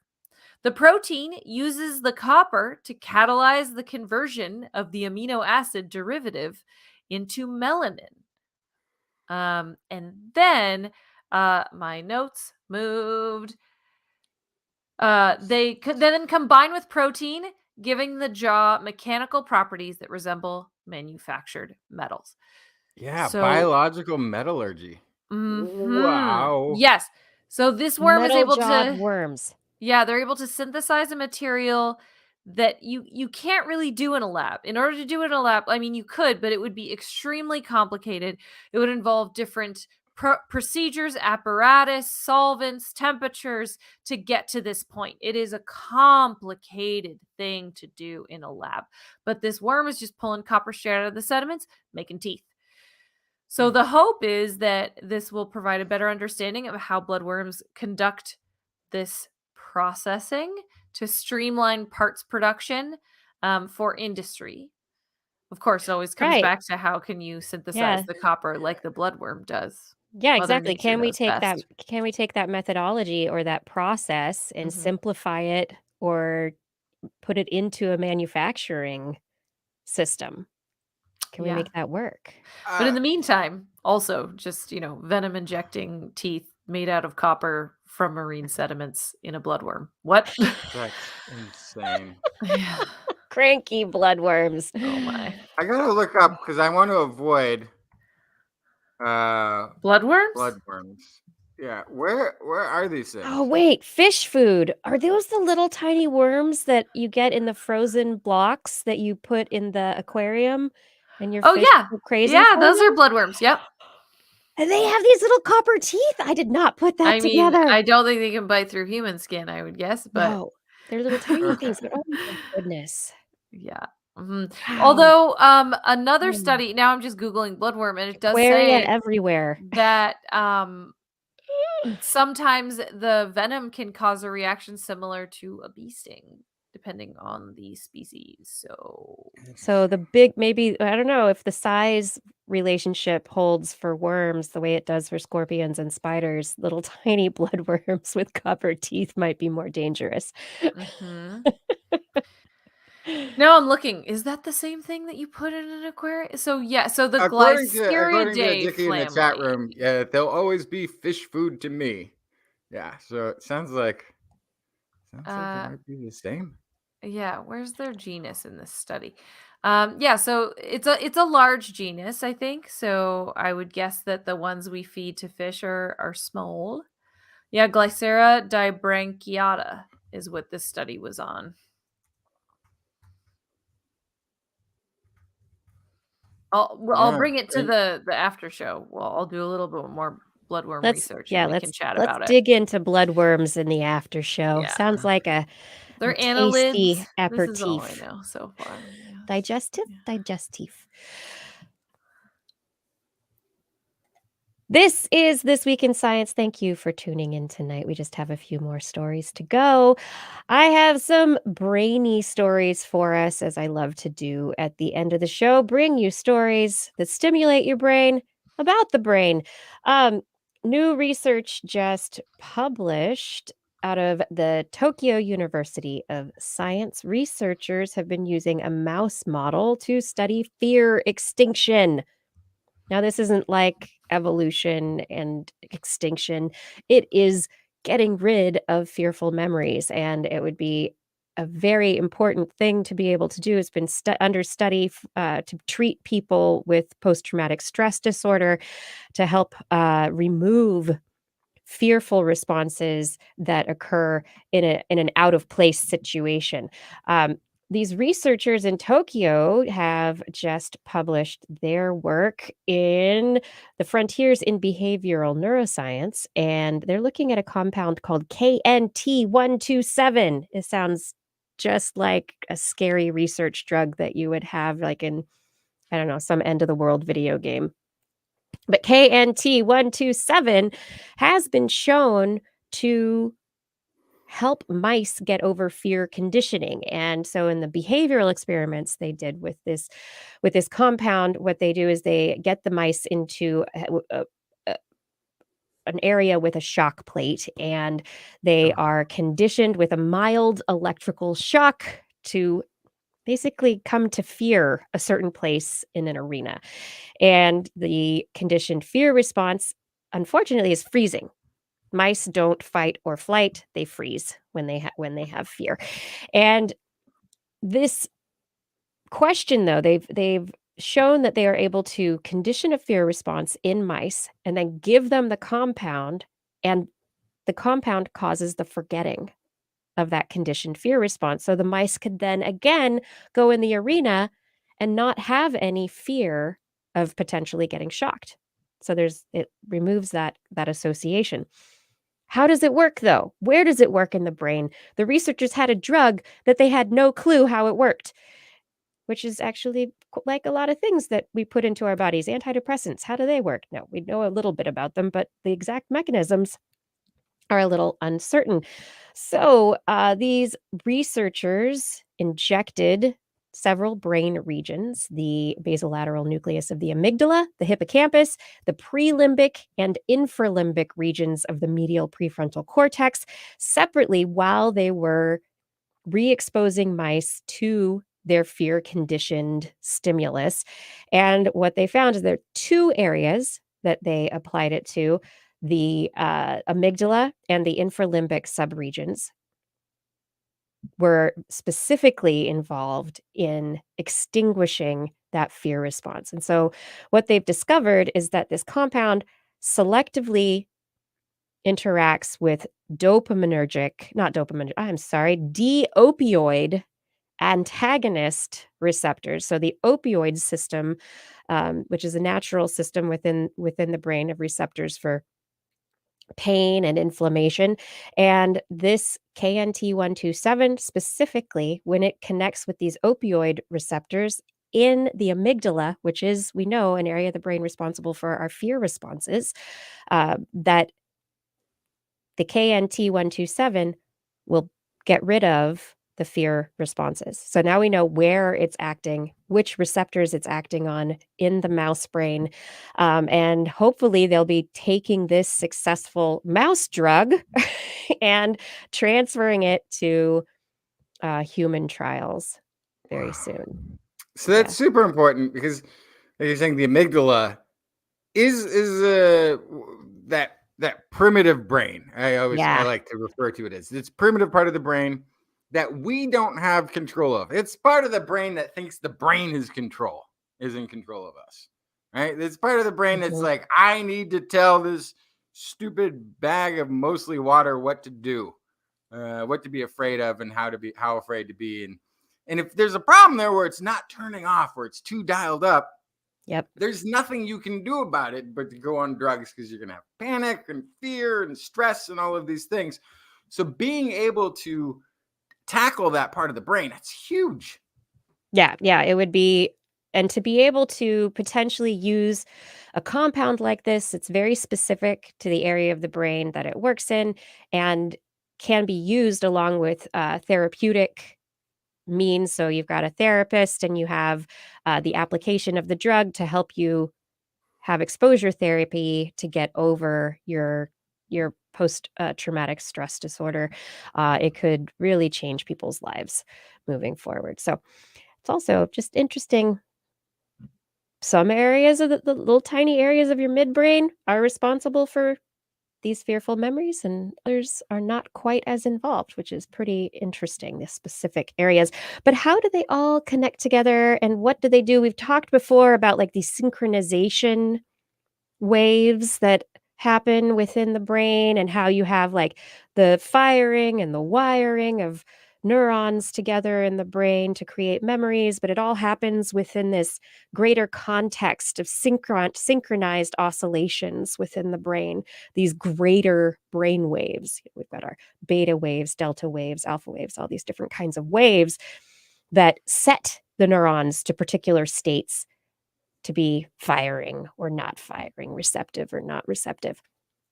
A new study out this week, researchers have been trying to figure out how they could come up with computational methods to describe what's going on in the brain better than the methods that we've got right now. And right now, most of the neural networks that we have that we're making assumptions on, they are just like neurons turn on, neurons turn off. And they're like these single connections. And it's not as complex, and it hasn't been able to incorporate these waves of brain activation that occur in different areas of the brain. Like, for example, in working memory, you have these circular oscillations of brain waves that kind of go woo, woo, woo. So they whirl around. That's the sound I hear in my head all the time. Yeah. They whirl around in your head. And researchers have been trying to figure out, wow, why is this circular oscillation happening in that area? Whereas other areas like the visual cortex have more of a parallel waves, or more of like a single direction wave of activity through the brain. And then you have like the overall, kind of like the tides, the overall brain waves that occur. So these researchers have given the analogy now that our brain is like an ocean with all of the waves that are interacting.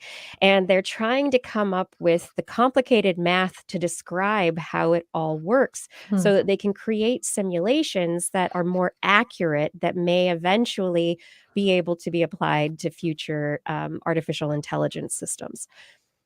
And so, this group out of the Salk Institute, they have been really this way of the nervous system, of the brain parsing information.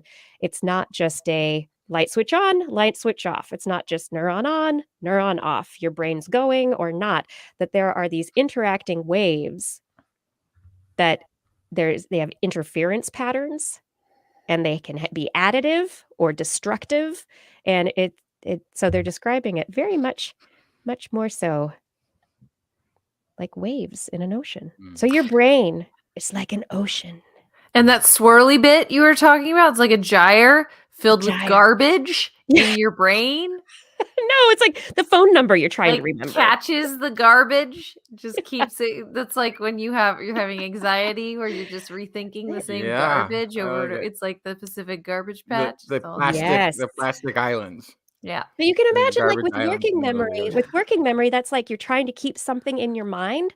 So it is like a gyre. It's like you're trying to keep that thought in your head. You're trying to remember something, like a phone number, an address, or, whatever it is you're working on. And so it's good that you have a gyre there to keep the thought there, keep the activation there, as opposed to, whoop, there it goes. Where'd it go? I don't know. The tide took it out.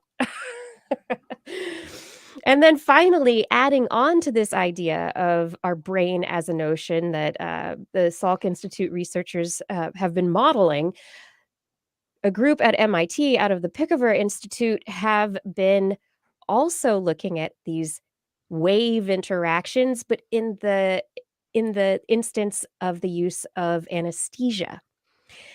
And so they just published a paper in the Journal of Cognitive Neuroscience in which they studied a compound called propofol, which is used very, very often for anesthesia. Knocks people out, you lose consciousness. And the question is, how does it work? We know that different anesthesias work differently, but this was a different way of looking at what was actually happening. And the researchers were able, through an 8x8 electrode array in which they were looking at an area of the brain, they were able to check out what these waves, a traveling wave moving through the visual system, and what ended up happening. And so with this little square 8x8 array of electrodes in this small little area of brain just trying to pick up a stimulus, they observed the normal activity of the brain, injected the propofol, and they then observed a wave of deactivation that pushed the activation that had been in an area out of the area. And so they saw, in a larger sense, that the propofol, like in an ocean, just kind of came in and got into the waves and took down the wave activity, interfered with the normal wave activity, and knocked it all down. So it was the propofol created a different situation to change the activation of the brain. And so, yeah, you might be going, yeah, the brain, it's active or it's not active, right? The propofol knocks it out. Of course, it's just like an anesthetic. Of course, it's going to knock it out. But it's not that it knocked it out. It's the way in which it was knocked out. That it's not, again, like a light switch, that it is a traveling wave of deactivation through the brain.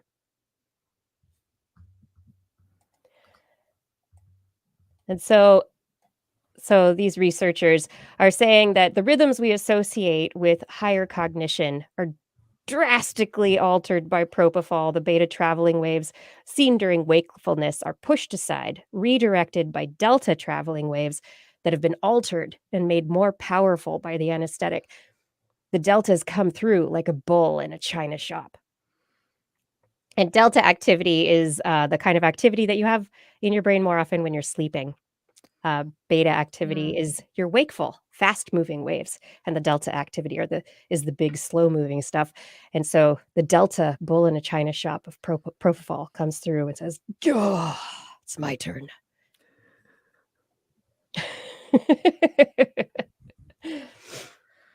So the question now is, they want to look at other anesthetics that are being used to try and determine whether or not these slow frequency delta waves are traveling in the same way when you use different types of anesthesia. Is it always the same? Is it different? How do these waves interfere or add to influence consciousness itself? Yeah. Anyway. Neat. Delta waves are increasing, I think, right now. Uh-huh. The bull in the china shop of the clock that says it's getting later. Very much a Ferdinand bull. Yeah, So, it's nice. It's a nice Ferdinand bowl. It hang out wants under a this flower. tree, smell this Oh, yeah. flower.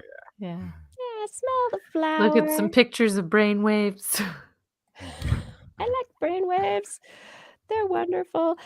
We have made it to the end of another show. It took us a little while to get here, but we are here, and we are so glad that you stayed with us until the very end. Thank you for joining us for another episode of This Week in Science. I do want to thank a few people who are important for making this show happen. Time for shout outs. Shout outs to... Oh, I put things in the wrong places again. Let me get in the right place. I don't know if I can. La la la la la la la. Let me just shut things down. Too What many an windows. ep. I have so many windows. It's just ridiculous.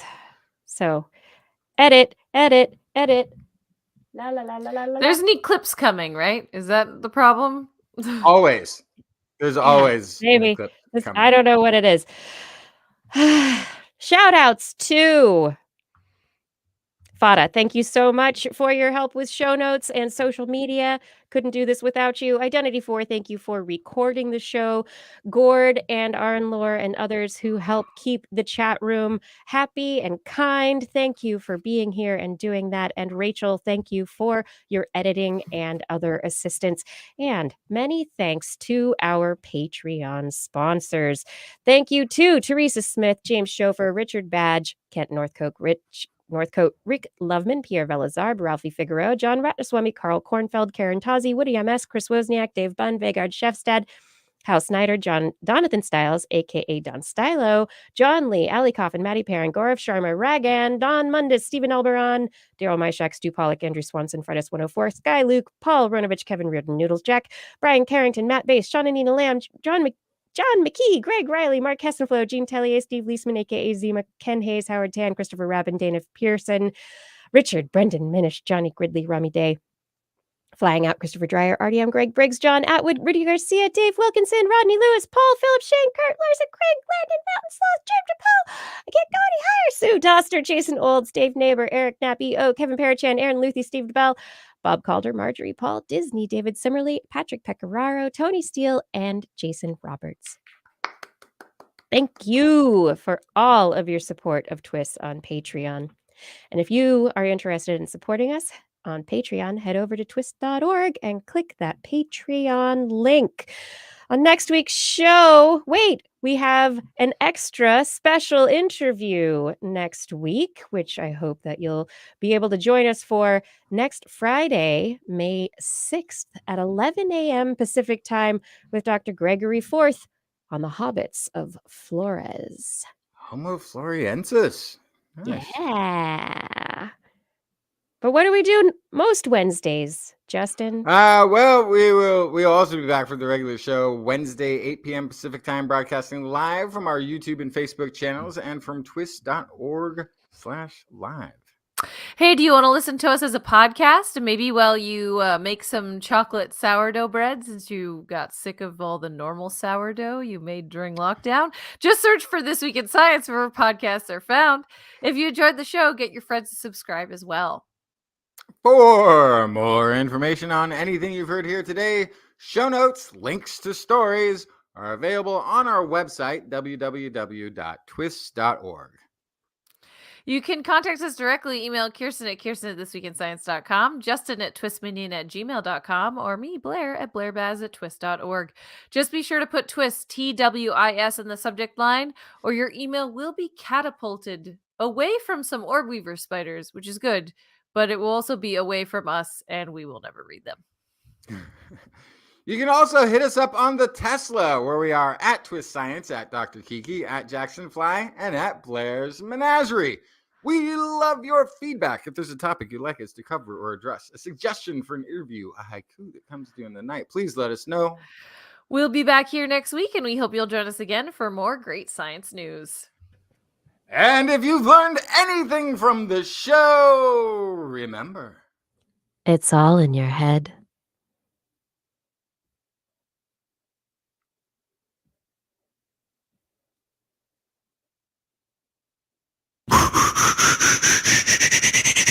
This week in science. This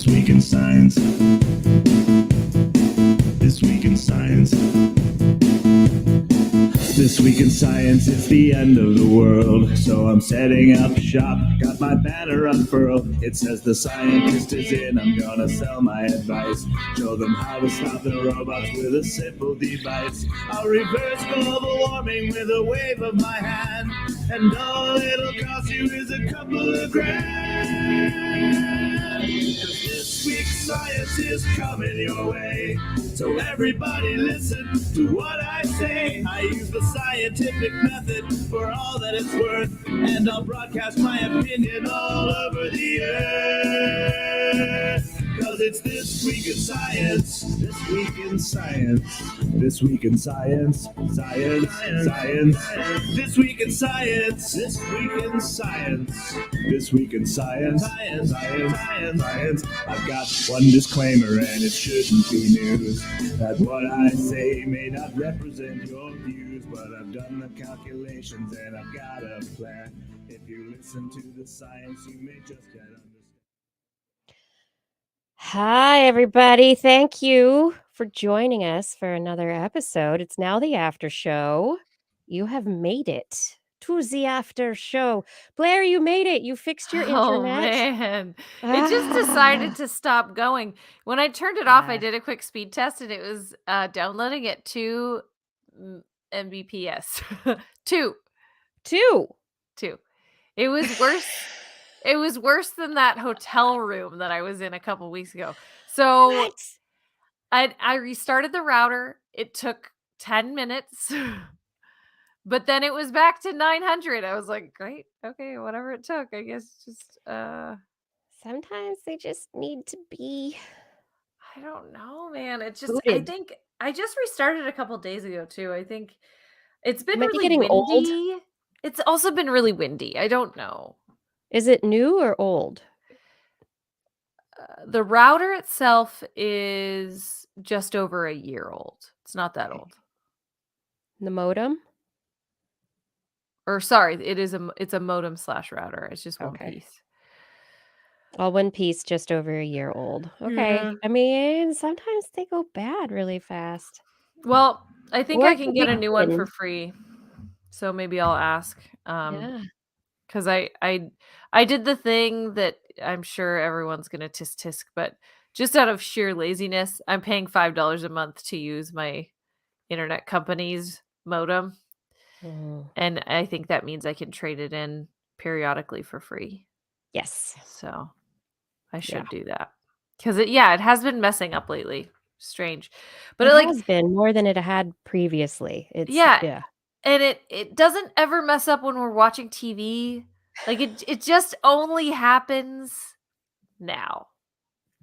Well, maybe part of it also is the way that it's kind of going in and out. Because if there's buffering when you're watching TV, then it'll get in there. Yeah. Gaurav, did you get my take on Elon Musk's purchase of Twitter? No. Why would I talk about that? Hey, what do you think? Oh.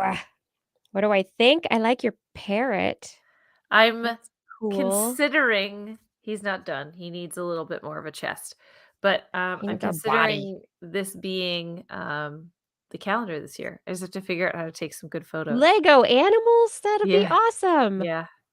Oh my god, I'd love Let's it. see. I bought a big bucket of Legos. So. That sounds fun. Yeah, I'm trying.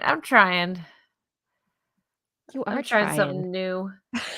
That's the word I was looking for. New. Something new. New. Oh, what is new? Novelty. I know. I was talking to someone recently and they were like, have you repeated yet? No. No. I think I'm going to have to soon. No, I'm you trying to won't. stretch it out to year 10. Year 10, I'm going to repeat a bunch of stuff that I did. Oh, as that'd like be a cool. compilation. Different styles. That's my plan. Yeah. Cool. We'll see. Yeah, Justin, did you see potentially my method for this year? Turn You're on your muted. microphone. Yeah. Yeah, I like it. Oh, that's clever. So We'll see. But then I have to decide, like, do I want to put it in front of a background, or do I want to put him in real life and take a photo of him in the forest? Interesting. I was thinking you would create phantasmagorical diorama type things. You know that diorama box thing where you create this little scene, and you were in I don't know what. But the other problem is like I don't have a good camera. Like I'm just gonna use my. I mean, iPhone cameras are pretty good now. That's a pretty darn good camera. Awesome. Yeah, and if you get like a couple of lights, it just comes down to lighting. Yeah. You just need to play with your lighting capacity for it. The camera will take care of itself. Yeah, it'll be high enough quality, or you can find somebody who's a photo master. Yeah, to help you take the photos when it all comes down to it. You could have a photo shoot day. Yes. Yeah. Exactly. It'd be super fun. But yeah, it'd be pretty fun as shadow boxes for Patreon sponsors too. Like background. A real piece of sculpture. Yeah. Blair, I need you to tell everybody about your why I'm terrible, apart. no good, awful morning. It was at about 1:30 this morning. I woke up from a nightmare. Oh, no. Sadie was concerned someone might be in the front of the house, and so she like boofed and like jumped off the bed and ran to the door and started nosing the door and wanted to see what was in the living room. I'm like, okay. So I said, like, super groggily, I was like, okay, Sadie, let's go see what's in the, like, I know there's nothing out there, but I was like, I'll show her and then she'll be satisfied and go to bed, right? So, okay, Sadie, let's go and I like go to get off the bed, but I had no idea I was right on the edge of the bed. Already on the edge. And we're so moving over. Also, I had somehow twisted the sheets around my legs, so I was restrained like a mummy. And so I face planted into the side table. Oh. And hit the deck, completely fell down on the ground onto my bad arm and bad knee. And I just kind of was like, because I got struck in the face. Like I slammed my face into a table. So I kind of like shook it off, rolled out of the sheet, like made sure nothing was broken, like rubbed my face. It's like, okay, I'm not bleeding. Okay. Walked out front, dog walked around, saw there was nothing, went right back to bed. Inside. I had to like wrestle the sheets and blankets back onto the bed. Then I went back to sleep. Now, when I woke up, I will tell you, I was all the way. So Brian's not here at night, right? He's at work.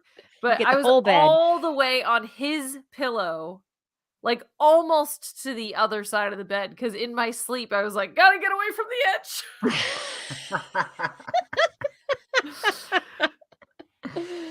So that's a rude awakening. That was kind of rough.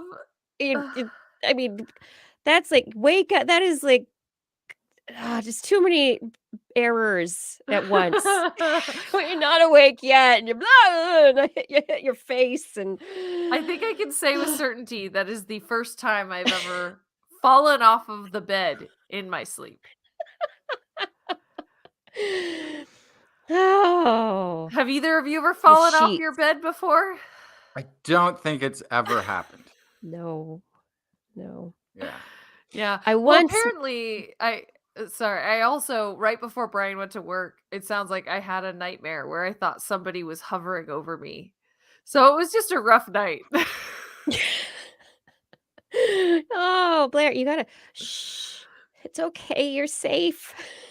You were probably thrashing around to get yourself so tangled. Yeah. I had a similar experience actually, like 2-3 nights ago. I'm on the 8th floor. You fell out of the window? No, I'm on the 8th floor. But I sleep with the window open. because Denmark is such a warm country. But there was somebody 8 floors down who was like walking around. It sounded like somebody was sweeping, but I woke up because it sounded like somebody was in the room pacing back and forth. And so I like in my dream, I'm like, there's somebody walking around the room. Who's walking around the room? Nope, nobody should be walking around the room right now. Like, and then I woke up and could still hear it, even though I can't see it. But the sound, the way it traveled up 8 floors and into the room, sounded like there was somebody like pacing in the room. And I could still hear it when I woke up, and there was nothing there. And so I immediately thought I should look outside the window and see where the sound is coming from. Somebody was just pacing back and forth 8 floors down. Gosh. But the sound was enough to make it sound like it was coming from inside the house. It came from inside the house. But that's never a good feeling, when you're sleeping, to be thinking that you have an intruder in your home. No. Luckily, I do have the best alarm system, which is the dog. But that does mean that when she gets spooked, I'm like, all right, we better check it out. It is because from the story you just told, the reason you face planted into the but it's because of the dog. Possibly went off. For the one time that this happened, I've woken up probably 50 or 100 times where I thought I heard something. And I'm like, well, if the dog doesn't care, I'm fine. And that's great. Is that like if you wake up and you're like, is that coming from this house? Did I dream that, or is that really happening? And the dog's like totally sleeping next to me. I'm like, okay, all's good. Back to sleep. Yeah. So I always check my cats because they get spooked. And so if the cats are spooked, then I'm spooked. But if the cats are super chill, I'm like, oh, there's nothing to be worried about. Yeah. Do they both sleep in your bedroom? Yes. That's cute. They both do. And both of them, Stella she'll come up and she purrs right in my face and starts nudging me and starts nudging the blankets. And so then I have to lift up the blankets and she crawls under the blankets and curls up behind my knees while I sleep. Cute. Yeah, super. And she's down there, she just purrs, and then I fall asleep again, and then she's just down there until she crawls her way out, and then I usually find her on top of the bed somewhere. Aww. And then Cap, usually it's Stella behind my knees under the blankets, and Cappy on the other side of my legs, but on top of the blankets. So I'm locked in place by the cats. And where's Marshall? Oh, he sleeps in a different room. It's a happy marriage, I tell you. He likes to stay up later than I do, and so he's up doing things, and I'm like, don't come in here with your light on your phone and interrupt my sleep. Don't you do that. You just go in that room. Sleep over there. Good night, Eric Knapp. Hope you're enjoying Portland. You are off by 1 time zone. 1 hour different. It's one of my favorite Far Side comics. It's this woman sitting in a chair. There's a door, and it's these 2 dogs in the sitting, talking to each other. At least one's talking. And one dog says to the other, you want to have some fun, Fred? Watch. I'm going to go over and stare and growl at the closet door.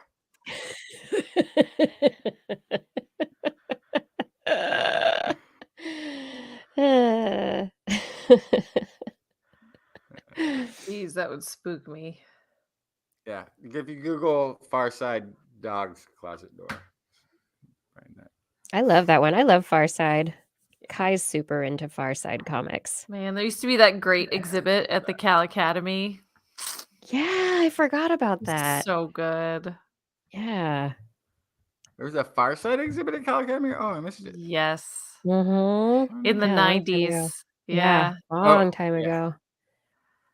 It was so good. Before you were born? Yeah, No. I was going to say before you were born, Blair. I don't think I was in Northern No, I was California on very school much. field trips at that There was time to the Cal 3. Academy. No. Yes. What was I going? Oh, Blair, going back to Twitter. Justin, the end of the show where you said to hit us up on the Tesla. Oh, did I? I caught that. It's you did. very, I caught that. It's very hard to keep funny. track. All the names What's that you even said. going on anymore? Everything is just a plaything in the lifestyles of the rich and famous. Well, I think that story is kind of fun. For one just one just perfect moment concept I think that's going to happen is that I think that once Elon is there in control, I think a certain former president, don't want to name names, is going to be allowed back on and will resume that behavior Chaos. there. But what I love about that is that his lackeys have one actually stepped down from being a congressman to run this Truth Social or whatever it's called. That hasn't gone anywhere. Yeah. Which I think, and it's been talked about. Trump doesn't even know the name of this, but he's people have fundraised off of this in his name. People invested their lives into making this thing a thing, and he's just not even going to use it. He's just going to go on the Twitter and it'll just be dead immediately. I think that's kind of funny. Oh gosh. I don't know. I think if I was the richest person in the world, I could find a lot of better uses for multi-billions of dollars, even if it isn't that big a percentage of my income or my wealth. I think I could find a better thing to do. How about education? How about you subsidize Teslas so people can afford them? I think so much better. My ideas are different than those. Those are great ideas. But I would definitely start Science Island. I would definitely start Science Island. So when the next pandemic comes, I have a community that does not need to engage with the outside world at all. There you go. Perfect. Yeah, pretty crazy. Windmills, solar panels, renewable energy, and green organic farming. I don't know about buying up endangered species habitat, in his native South Africa. Right. I might do wind turbines, but windmills, I think there's probably wind turbines. That's what I mean. Grinding. It was just a word. It was a word. Yeah, but words mean things. Wind power. Power generation from the wind currents. It's all dumb. Somebody has too much money. I wish it was me. Fake to him now. That's all. It means hey, everybody in the chat, if you had that much money, so much money, you were the richest man in the world, what would you do? Would you go to Mars? Would you help education? Would you just buy everybody a house? Would you what a good idea. What would you do? Would you invest in sustainable technology? How's fix the homeless problem? What would you do? Kiki. What? Well, here's the big question. Would you just hoard it? Would you sit on it like a pile of gold, like forgive student debt, maybe? Okay. Kiki. Scholarships. What, Justin? If Elon wanted to buy TWIS. Elon. Okay, and then you've got some money that you can then do all these one of these wonderful projects, things in the real world.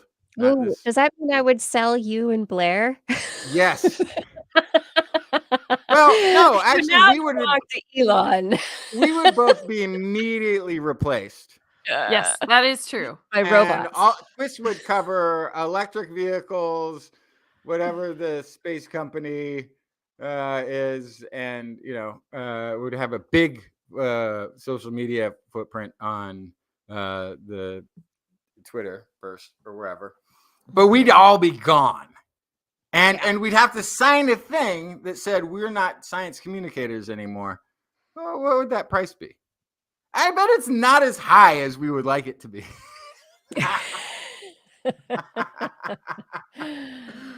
But as long as there's given the constant anger and just all the things, I mean, I don't know. Yeah, I could go out to pasture pretty easily.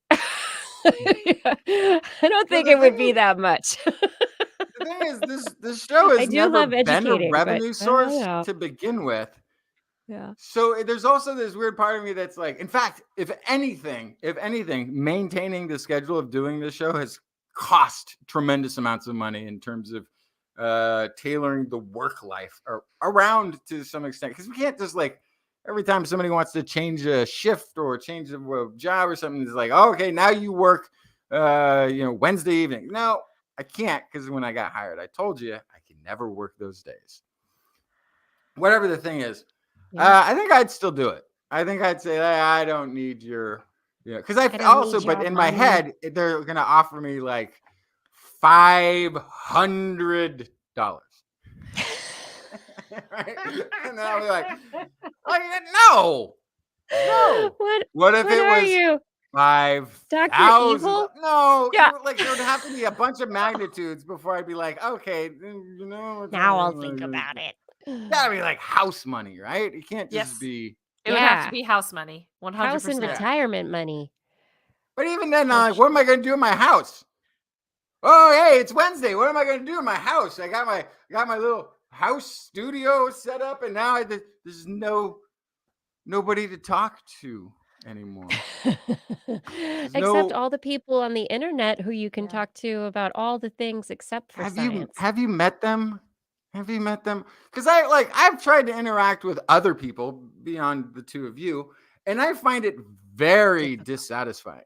Yeah. Generally speaking, it's not that I don't like things about people, but in terms of the conversations, they quickly leave the subject of science. They just completely want to talk about other things, and I find it very annoying. And you go, why? Why do you want to talk about something else? What the heck is wrong with you? Stay on TWIS subject. Buyout for $500 million? I don't know. I could never leave all these people. Everyone in the chat room, everyone in our Discord. I could never leave. I can't quit you. Yeah, don't cancel your Patreon yet, Gaurav. We still need you. Let's see. People in the chat room said, what would they do with their money? Fnord says we need to go to Mars. We must conquer space or we're doomed.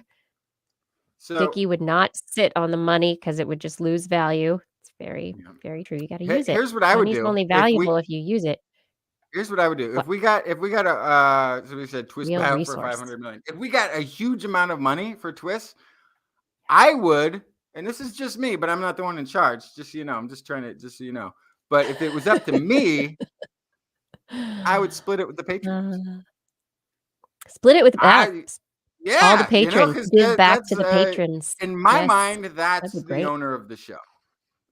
Right? This is our financial backing is our audience. Sure. And so if we're gonna sell the show, the Patreons should get a big piece of that. You're wonderful. Yes. Let's see. I'm also saying this without any chance of it happening right now. So it's like it's very easy. Very hypothetical. Very generous with money you don't have and will not be coming in. Very easy to be generous.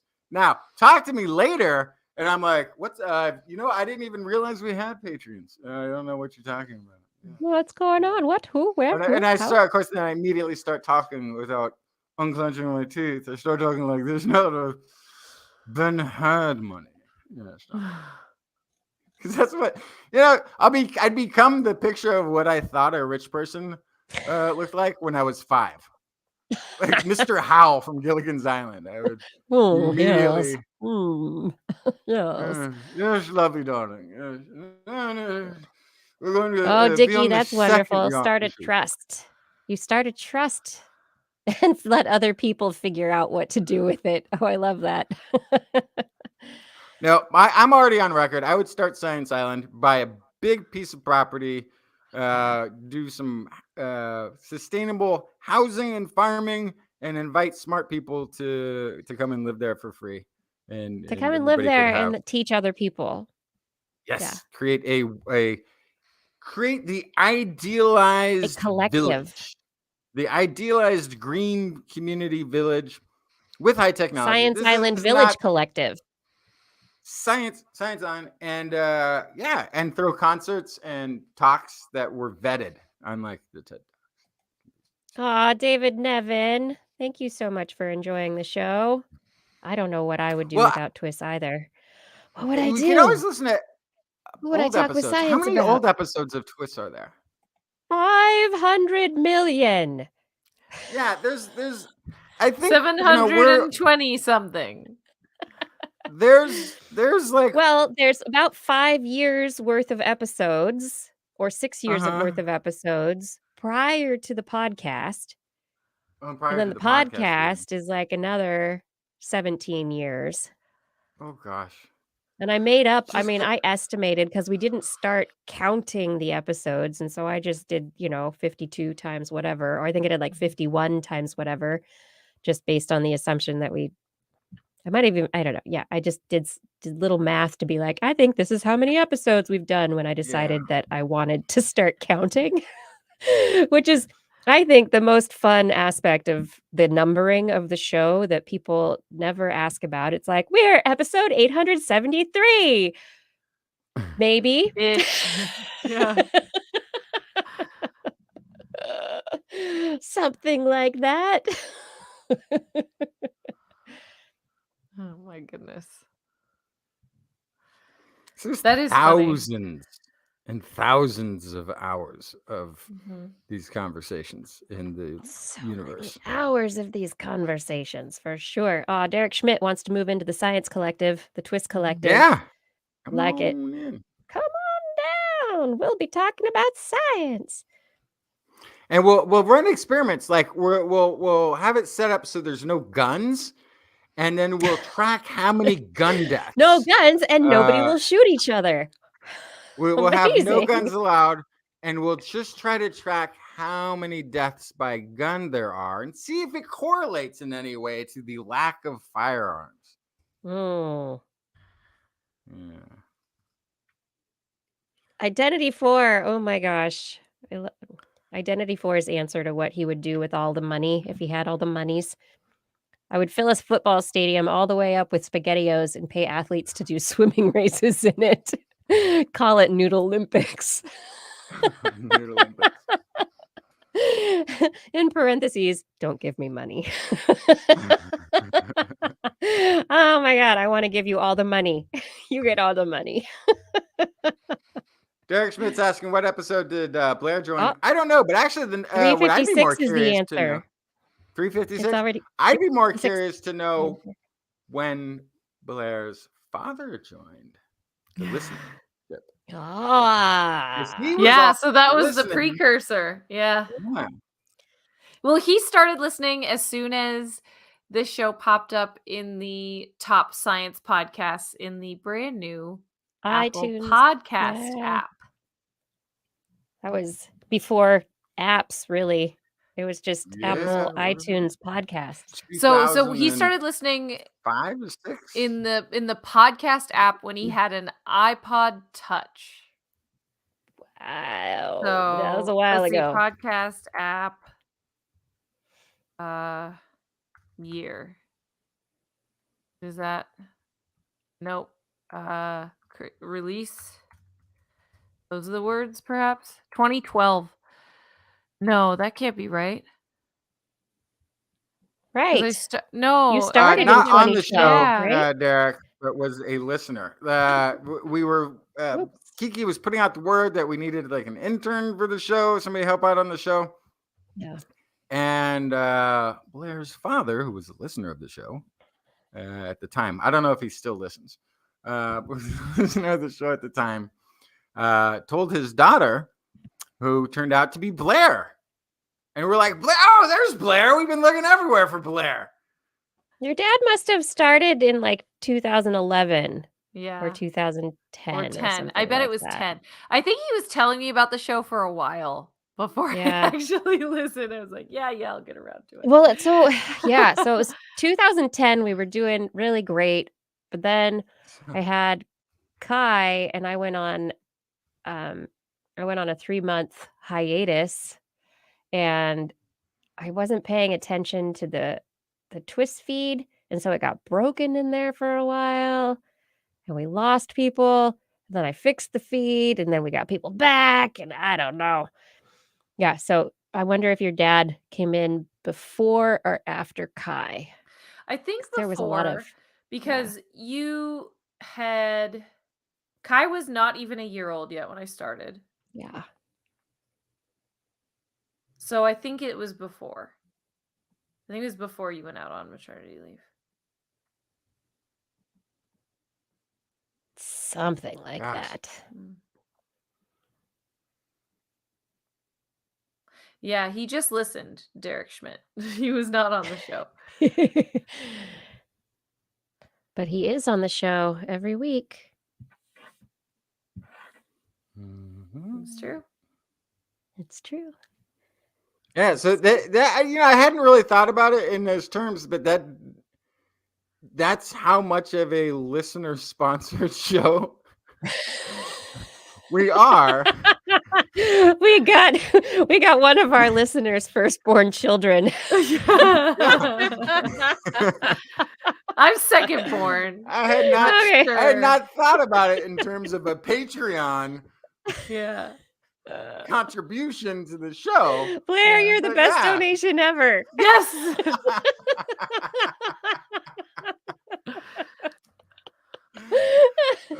Fantastic. Oh. Very good. I bet he's asleep. I bet he's not watching anymore. Yeah. If he is, I'll get a text, but I think they're both in bed. They always start the night watching the show. And then go to sleep on Wednesdays. And then I'll hear a couple days later, I didn't make it to the animal corner this week. I'll listen to it later. They definitely wouldn't have this week. No. No. When was the first show ever? That was in 2000? 2000, I think, is what we 99 about before. I think it was 99 though. You had a tape. You had a cassette somewhere, or it's got a date on it. It has episode 1. I have a cassette.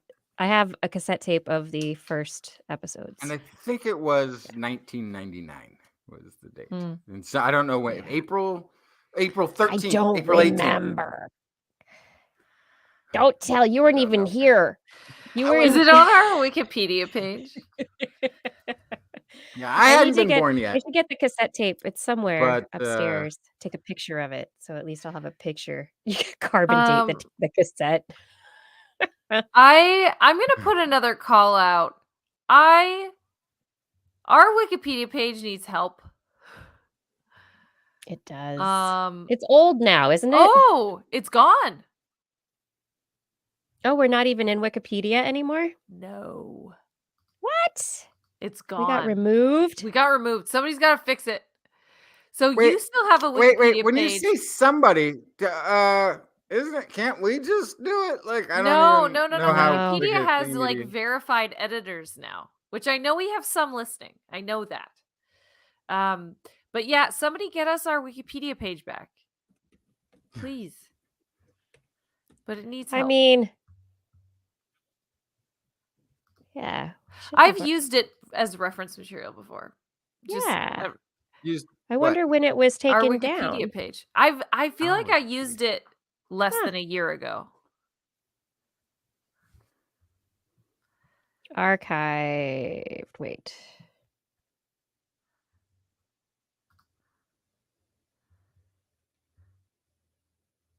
No, that's just the old website. Yeah, I wonder. I mean, it would be awesome to get back into Wikipedia because it definitely used to be in there. Yeah. Somebody authority controlled it. Maybe. Yeah. Dang. Was it actually in was This Week in Science was actually in Wikipedia? Yeah. Not just Yeah. me? Okay. I've linked to it before. Yeah, it was very bare bones, but it had some information on it for sure. Yeah. It would be great to get it back in there, especially because this is the longest running science podcast. In that the makes world, in That makes history, ever. As far as I'm aware, I don't know of anybody No, you're right. else who had it podcasting No, when they we had. did. They didn't have a podcast category exactly. We in the iTunes, we were under like health and fitness because they didn't have a science category. They did not anticipate, right, the explosion of things to come completely there. But yeah, we were in the like health and fitness section, informational audio section of the iTunes directories when we first got put in there in like 2005 ish. Yeah. 2006, something like that. I don't know.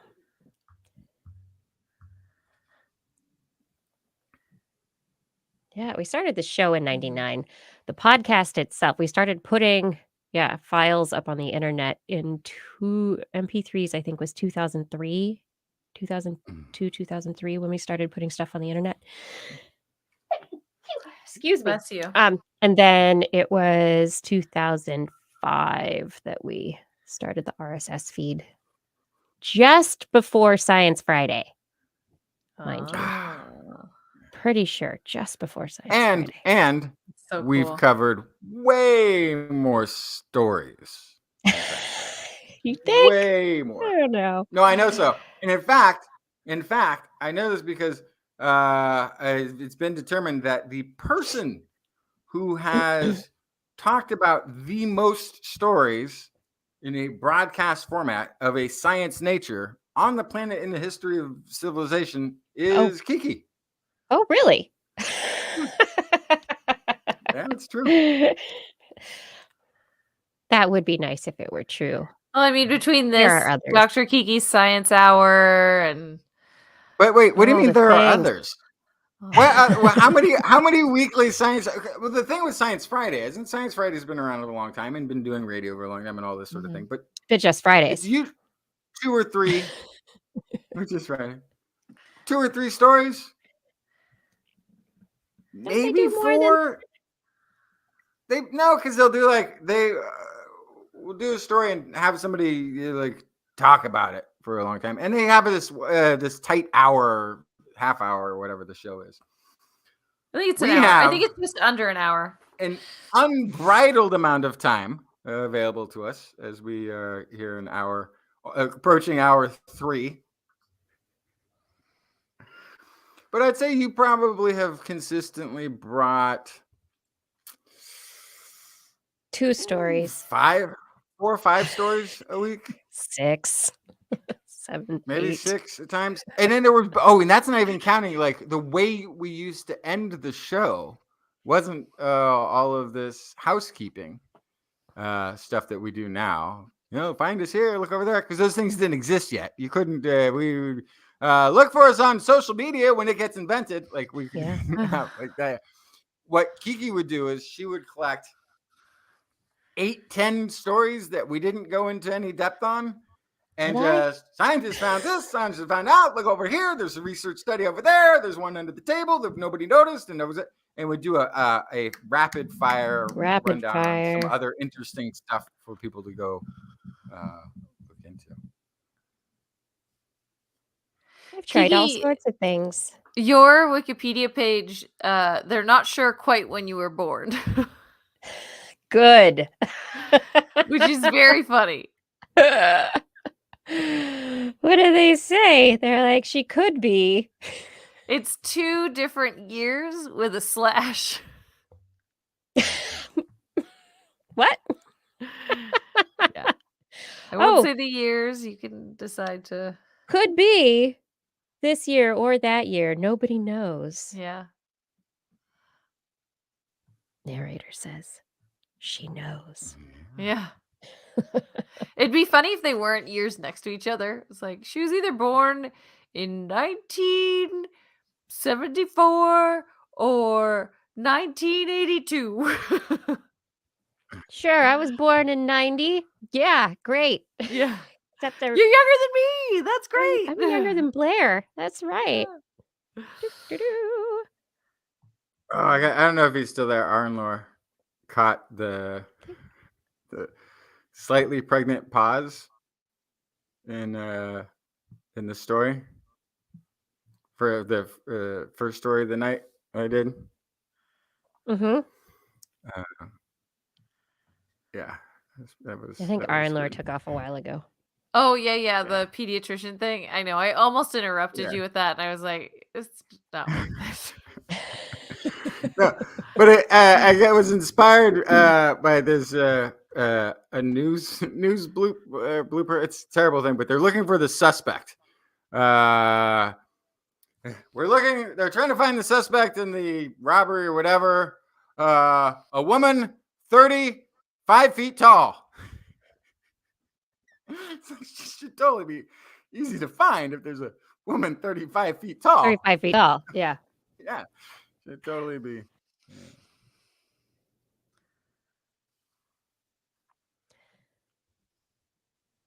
Yeah, Science Friday has a Wikipedia page. Yes. That makes sense. I don't know what happened to ours. Do do do do. I think we got taken down Blair. by the anti-science Huh. cabal of. No, I bet just we didn't have enough hits. That's Yeah, all. probably. Did they take off? Did they take you out of there for none? You know Yeah, what? they check a lot, and they have if it's You know what? they decide whether it's important enough to be in. Next time they ask me for the $3, Say I'll no. be like, you know Put us what? back in. You know what? I don't think you guys are getting enough hits for my $3. I'm gonna say no this time. Yeah, Jack. They're looking for a woman 35 feet tall, seen wearing wait, 35 foot tall woman. That should be very. Blah, blah, blah, blah, blah, blah. All right, Blair needs to go to bed and not wake up at 1:30 in the morning with her face in the bedside table. Yes, that would be preferable. Oh my. I'm gonna go. Say good morning, Justin. Good morning, Justin. Say good night, Blair. Good night, Blair. Good night, Kiki. Good night, everyone. Thank you for joining us for another episode of TWIS, and we will be back again next week, Wednesday, 8 p.m. Pacific time. And put it on your calendar, 11 a.m. Pacific time, next Friday, May 6th, for a special interview. Justin, you want to join? Yeah. I'm just trying to figure out 11 p.m. Wait, what time 11 is it? a.m.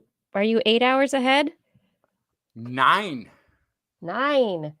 So it would be 8 at night. Totally doable. All right. Well, I might send you informations. Can we always do the show then? It sounds like way more reasonable. Send me the information too. I may or may not be working from home that day. If I am, I can take my lunch early. And that'd be great. Okay, cool. But yeah, I will. I'll make sure it's in the next rundown. That's a no. Why did you do this? Are you contemplating some sort of work at home fraud? Is that why you did the air quotes? No, because I won't actively be eating. But it'll be my lunch. You can do whatever you want during your lunch. Yeah. I've almost never had lunch during lunch. Yeah. Like, that's such a weird, yeah. Well, see, and when I'm at the office, I have to now because I have to go sit in a room and close the door to be able to eat my lunch because I have to wear a mask in the office. So I can't eat at my desk because I have to be wearing a mask. So it's okay. Say goodnight, Blair. I already did. Good night, everyone. Thank you again for joining us. We do appreciate you being here. We do hope that you'll be safe and happy and well and curious. Until next week, save it for us, your curiosity. I'm ending this broadcast now.